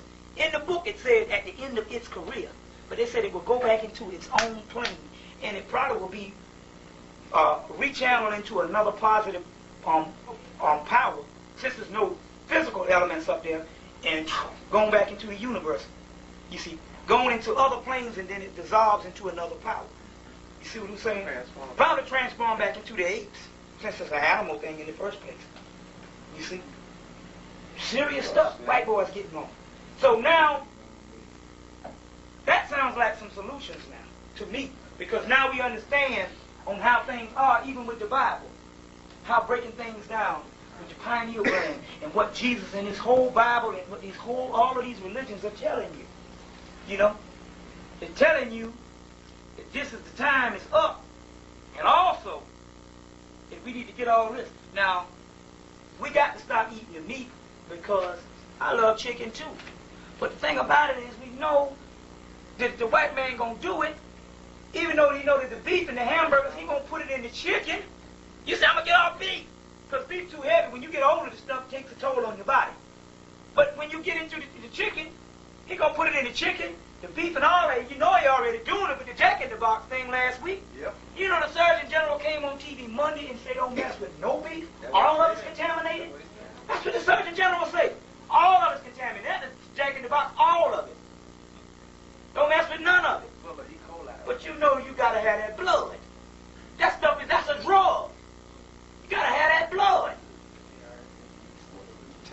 Water release. When will this poisonous product cease? You see? So we got to get off this stuff. We got to get off this stuff. And you got... You can't really open up your chakras. You can't open up your chakras on the meat, and you can't open up your chakras smoking and drinking. And all this too. None of that. You can't open up none of this stuff with all that stuff in there. Because also, that's why the man is keeping us on all these drugs and stuff. He's not interested in fighting us the other way. So he he already got you on the physical element. He's trying to keep it. The physical stuff is what he's into. This spiritual stuff and the stuff pertaining to the body, because he knows that this is the real deal weapon already in you. Wizard of Oz, you got the power to go home all the time. The spiritual thing. But when they say, oh, we can beat the man, we got to become more spiritual. What the hell does that mean? That's a damn figure of speech. That's a cliche. You don't even know what spiritual means. Oh, Lord, you get shot up with that bullshit.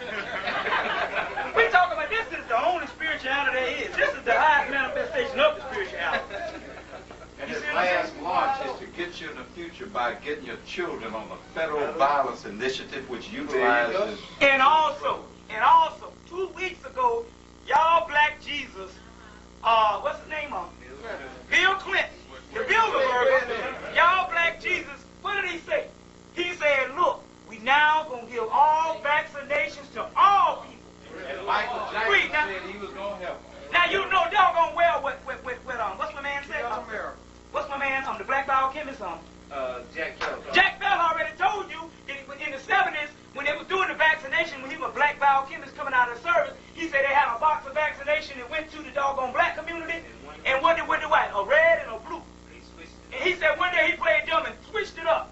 And he said he don't know what was in that doggone black one that he switched it to the white. He said but it took some helicopters, some trucks, and everything to track that man down. And packed it up and sent it back to the black community. In these doggone warehouses, these distribution centers, they got a whole section that they send all that rotten shit to the black community.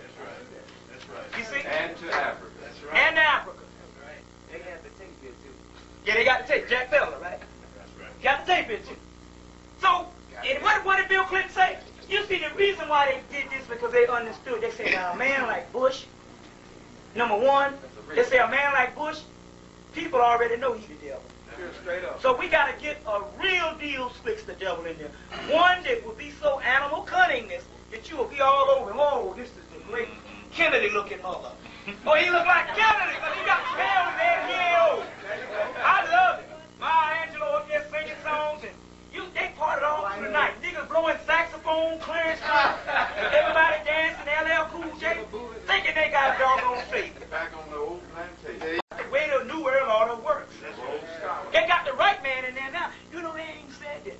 They was going to even go ahead and use Bush.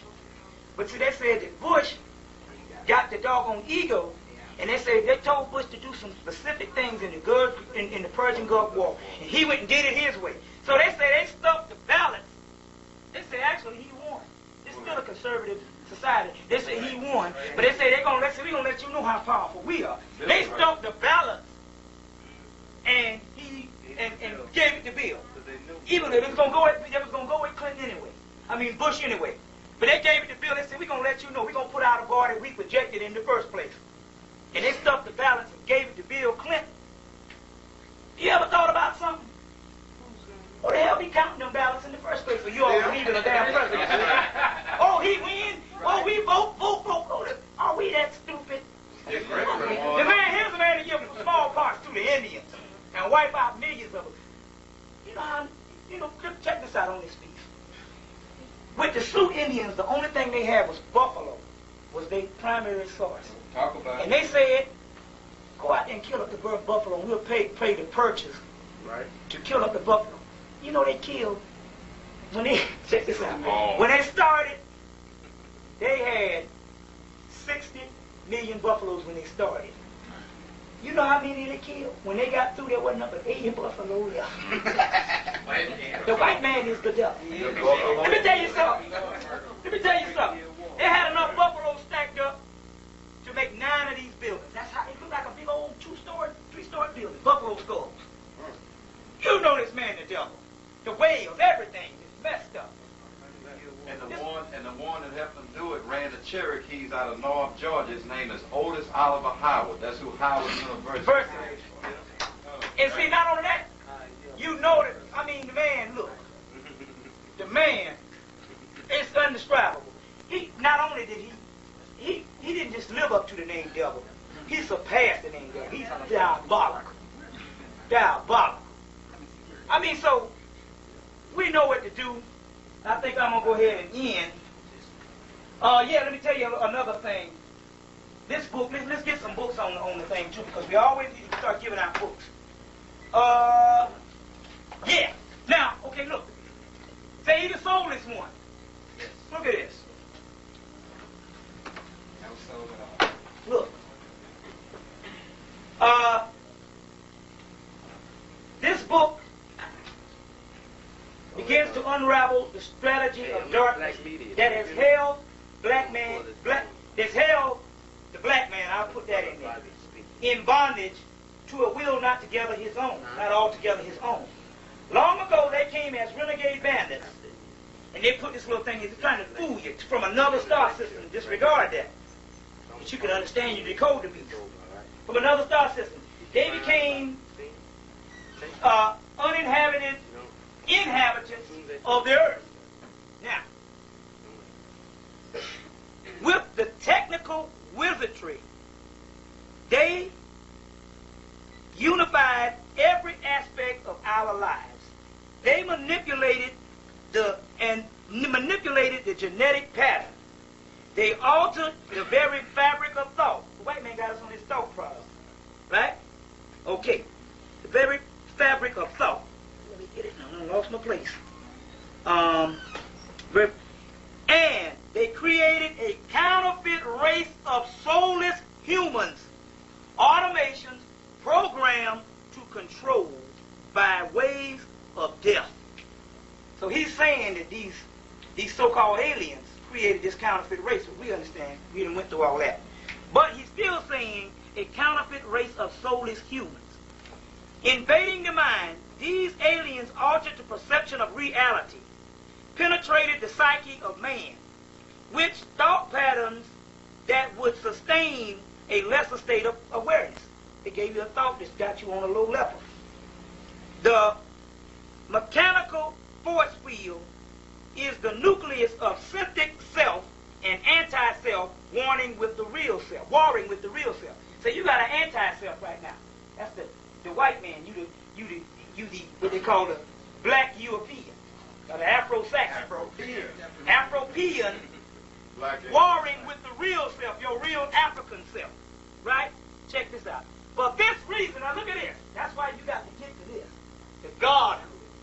For this reason, man is God in exile. The black man is God in exile. A prisoner of a brave new world. You can get the book Huxley. There's Huxley, Brave New World. Of a brave new world. Until he challenges the smothering oppression of the soulless ones. The shackles of limitation will remain. The soulless ones. Little book called The Soulless One. Cloning a Counterfeit Creation. Okay. So now what this boy is, The Soulless One by Mark L. Prophet. Yeah, but it's white folks these days. Yes, and what happened to this boy is, you got a group of people up here that is against the New World Order establishment, so they telling the secrets. You see? Thinking they're going to get some kind of leniency. Well, Honorable Elijah Muhammad said that there will be a little bit that will be saved, but eventually they would have to be killed because it's not a human. It's not a human, so it's got to be killed. You understand? Okay, now look, this is a little book, The Third Eye. I didn't read it because you know how it goes back. We don't want to read novels, you know. And gave it to the sister here, Dawn. She read it, and man, it's kicking hard. Okay. Talked about they had how many year old prophecy was that? I don't know how old it was, but I think it was like a 700-year-old prophecy that a white man was going to come in and invade Tibet. This 700-year-old prophecy was on schedule. It invaded Tibet. Not only did it invade Tibet, it invaded Tibet in 1904. The British came in and invaded. They had this prophecy. All by the third eye. That's that Akashic records. From the future and the past. Okay? Also talks about a group of people in spaceships that's more advanced than the Earth.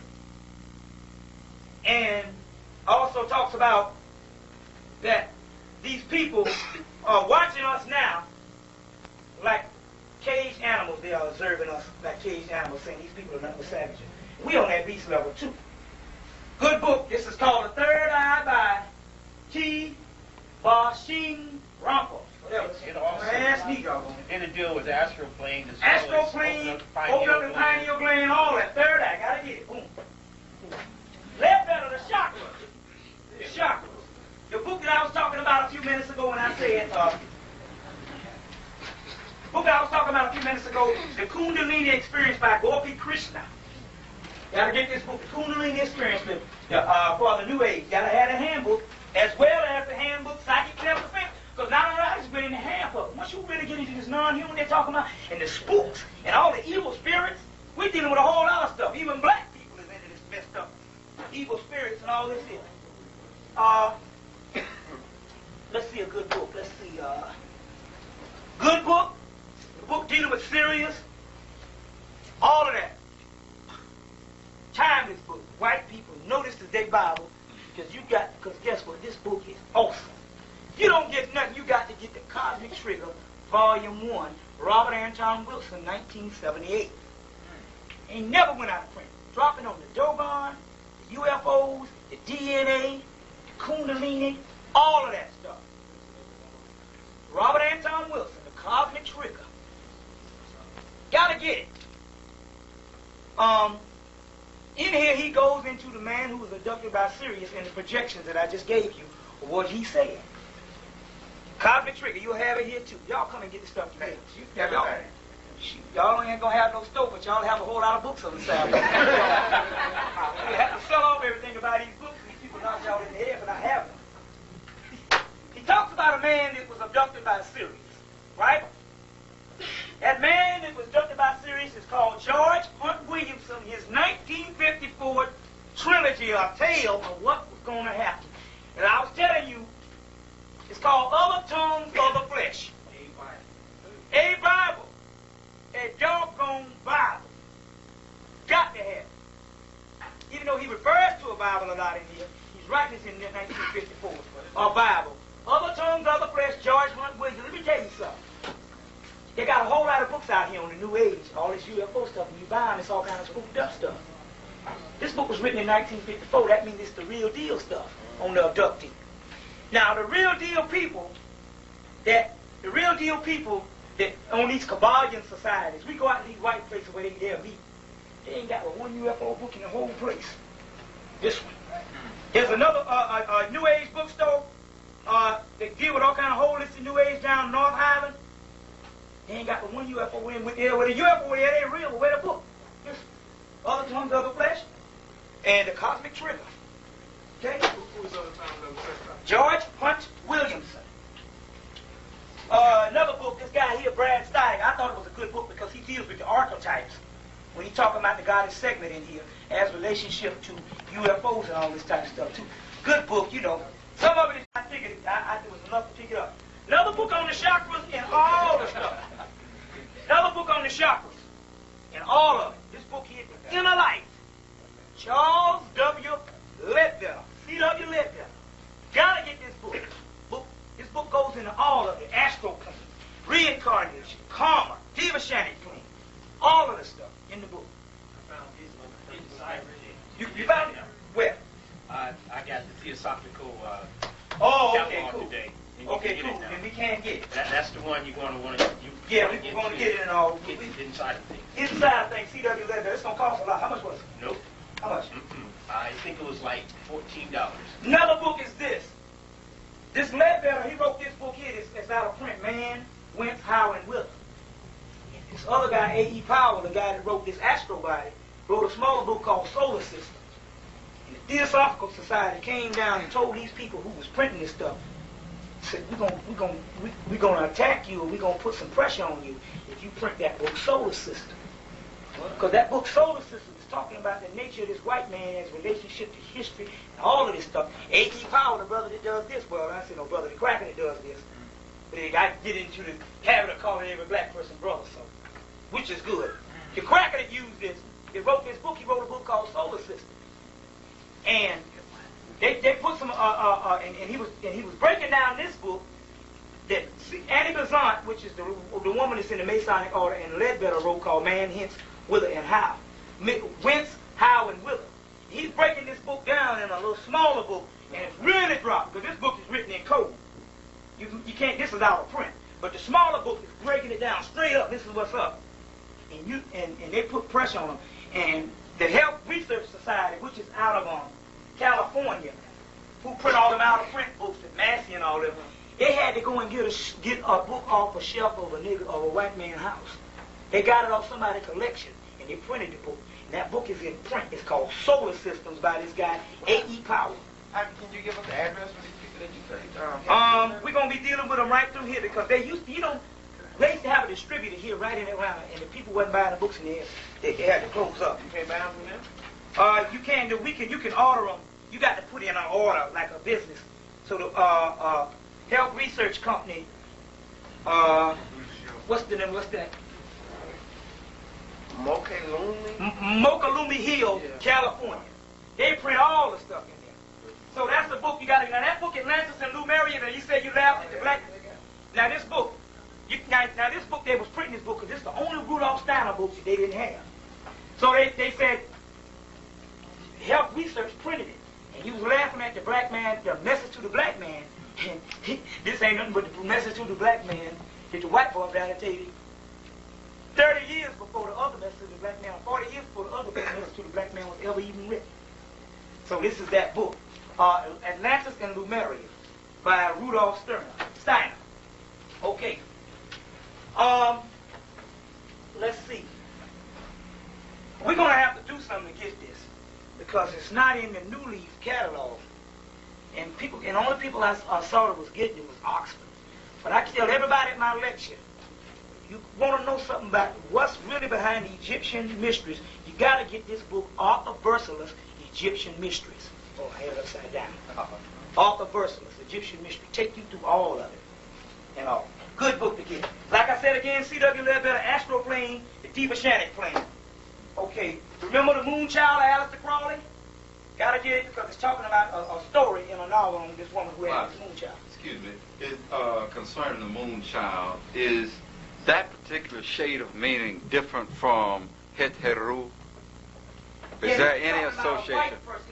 Okay, so there's a different association. Yeah, because also, Tahuti is a lunar. A lunar deity, and then you have Hathor or Het Heru. And check this out. See, look at this. Check out how this stuff transcends.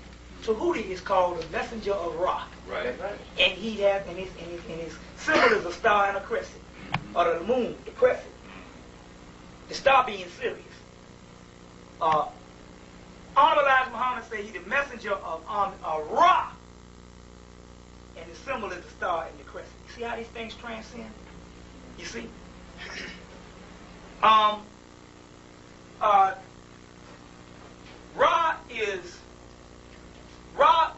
the symbol from Ra, the meaning for Ra means all, also. The sun, all. The meaning for Allah means all. You see how this stuff transcends? We up here arguing over this customs and culture. Let's see. There's a cat coming on the 20th. These white boys have these meetings, and y'all start bombarding these meetings. The Chambly Civic Center in Chambly. They're having a white boy that's coming down from NASA. Next week, he used to work for NASA, and he's going to break on all this UFO stuff. You need to get out there and see the Chambly, I think it's going to be on the 20th. The Chambly Civic Center. That's the place where we went to the UFO convention the last time. That's where Bill Cooper always is. That's where Bill Cooper always is. And they had the guy, Richard Hoagland, that wrote this book, Monuments on Mars, A City on the Edge Forever. You got to get this book. Monuments on Mars, A City on the Edge Forever, because Honorable Elijah Muhammad in his book, Theology of Time, that's another book, Theology of Time, you got to get it. But in his book, he talks about that we have a group of people that live under the ground in Mars. And they don't want you to see them, they don't have to. Now, on the TV show last night, something about Mars is very peculiar. Because on the TV show last night, Silence, Russia had this space probe. And it's supposed, and it was very advanced. And they supposed to have touched down on Mars, and they supposed to go up on and see what all this was. And they said, this is their words, a mothership told Russia, don't you mess with Mars. Don't even send it. So, you know, they're the white man, they send it anyway, and they're going into Mars. They're going into Mars, and the next thing, they take the first picture of Mars, and the next thing, something goes, it's black. They say that this 14-mile phase, they call it the mothership, traveling at 14,000 miles per hour, took the doggone probe, took it with them, left it. And they show this big, long, oblong shape, which is the floor of the lodge, which is the Karnak Temple, half a mile by half a mile to talk about, which is the same ship of Ra, which a passage in Jeremiah's book of the beginning, ancient Egypt, light of the world, say, oh Lord, let me drive the ship to the west, to those starry ones, we're the star people, who do not know a way to lift themselves up. This is in a papyrus. Let me drive the ship and tackle the west. And then it says, then the phase comes and it says, and those people are rescued. That's the same as Jesus and his followers right here in the Gnostic cult. Say they meet the people, and the beings on the ship are manned by fantastic beings. Gotta get it. So the guy Hoagland, Richard Hoagland, writes the book Monuments of Mars, A City on the Edge Forever. Hoagland. Excuse me, brother. You can order that book. You can order the video. Yeah, you can, because he was here in September. You can order the video. They talk about that in here too. But this book is out now. This book came out in '86. This is another version. This is a thicker version that came out about 2 months ago, right before Christmas, and it's $16. Now, let's see some other stuff. Like I said, see, we messed around. They told us when they did the Dogon, the Dogon, they said that this book was very expensive to get, and they said it depends on the buyers whether they were going to reprint. So now it's out of print. You can't get it at times, but if you can't, you at least need to get Robert Temple's The Serious Mystery. It goes into the Dogon and also goes into the Siggy ceremony and the Hinti ceremony and all of that. You need to get The Serious Mystery. Good book, because this is what inspired Robert Anton Wilson to write the Cosmic Trigger and all. The Cosmic Trigger. Okay. Also, if we're going to be getting in the melon, you're going to have to reread this and get some more of these if you can get them. Richard King, Origins of Biological Psychiatry and all. What talks about the calcified pineal gland and the whole 9 yards. You have to reread this. Psychiatry, Richard King, our brother, is dropping on the melon. It first taught us of the white man having a calcified pineal gland. God bless him, because we still would be out here saying that Richard King, that everybody, because we don't know the physical makeup of people. Another book called The Kundalini, The Evolutionary Energy in Man, Gopi Krishna. That's the same guy that wrote this one, his new book. This one was written in the 70s, and this one is new. Came out in 89. This one came out in like 70 and 71. Gopi Krishna. He has several books out. Another book, this one, I didn't like it. Well, I mean, it's good. The information is great. I just don't like a book without an index in it. Because I like to study books. Never read your books from cover to cover, because when you finish, you don't know nothing. You got to study books. Just like they taught you to study in school, you got to start doing that. If the white man ain't taught you nothing, he at least taught you how to rope learn, how you can study for that test. Well, you know how to study and make it stick. Always a good book. What else is there? Question and answer. Question. Okay, we're going to do a little question and answer. Let me get this last book. These books. Last book. Annie Besant, Ancient Mysteries, which is C.W. Ledbetter's Conrad on all this stuff. Talk about the astro plane, the Devashani plane, all of these planes and all of this stuff. And it also goes into the wheels. They say the wheels are seen on the astro plane. And we know what them wheels are. What's the name of that book again? Right. The Ancient Wisdom by Annie Besant. Now, when I talked about that, all that Aleister Crowley stuff, good book you need to get. Get the book. It's a $19 book, but if you want to read on what they're going on, we got to know all that stuff anyway. Get the big, thick book, The Confessions of Aleister Crowley. That goes through his whole life story, if you got enough time to read it. So how long is it? The Confessions of Aleister Crowley.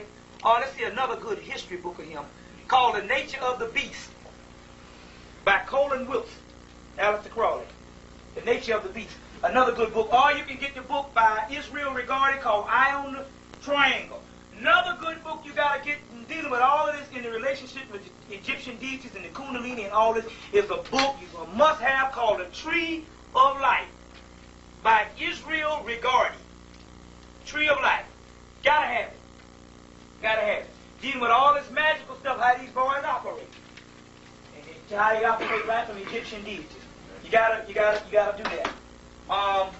Another thing too, if we gonna survive this, okay, let's get another good book in. I told you about The Mornings of the Magician. There's another book, Astronomy and the Imagination. And this book here has a diagram of what's going to line up and all this stuff that's going to line up.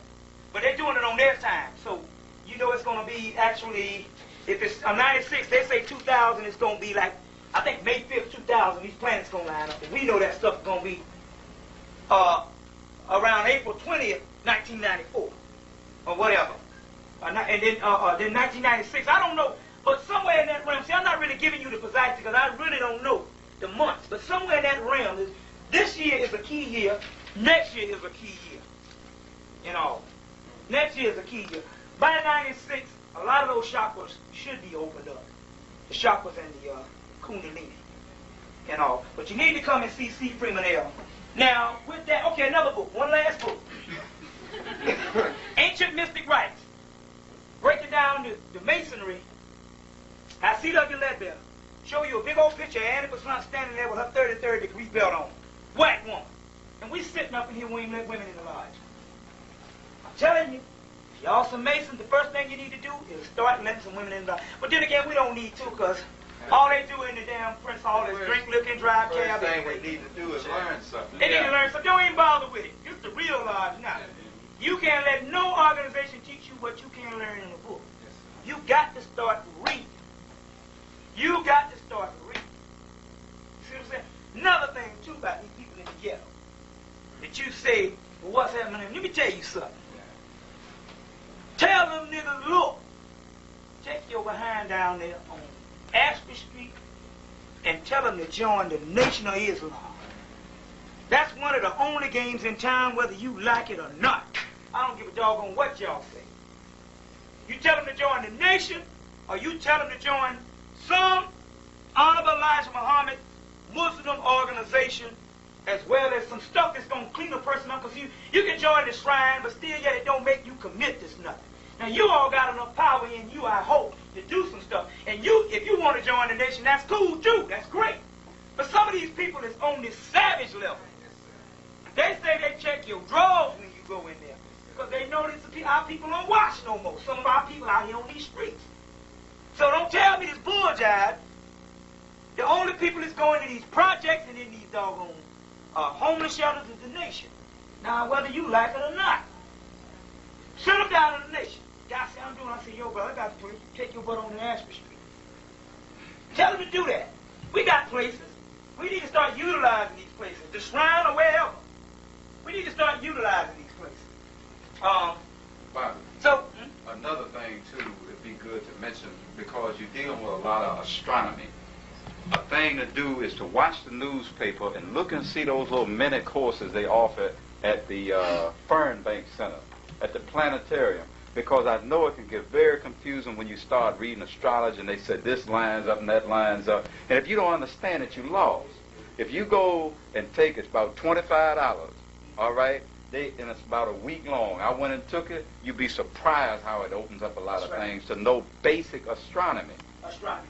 Another book you got to get is Star Names and Their Allure by Richard Hinckley Adams, because it's the only book that gives you, one of the only books that gives you the ancient, it traces those stars back to their ancient form and meaning. You see what I'm saying? Sirius is the sun, it's the greatest sun, and when it rises, you have your beginning of your year, which is in the summer. Well, these people at that time, when that used to rise, they used to say, and that was known as heaven to us, they used to say, damn, heaven is hot. Now we say hell is hot, and heaven is cold because we're living in the white man world and he's an ice man. See how things have turned around? Heaven is heat. We're the people of the sun. We strive on heat. The blue-black gods. And that melanin is right with the heat. You see? Heaven is hot because it's going to burn the cracker up. Question and answer. Okay, another book. Okay, look. You want to learn about the Gnostic thought? Here's a book called The Gnostic Religion by Hans Jonas. The message of an alien God, the beginning of Christianity. An alien God. And when I thought it was alien, it was talking about more of that alien up there, and they're talking about the astral plane. Boom. Question and answer. Yeah. We got one thing to do here before We got something to do before he stops, before he shows you one more book. All right. This brother has demonstrated extraordinary discipline in gaining all this knowledge and come here and feed it to us, and we want to start recognizing our own. And so what we like to do on behalf of black media communication is to bestow upon this brother and honor the honor.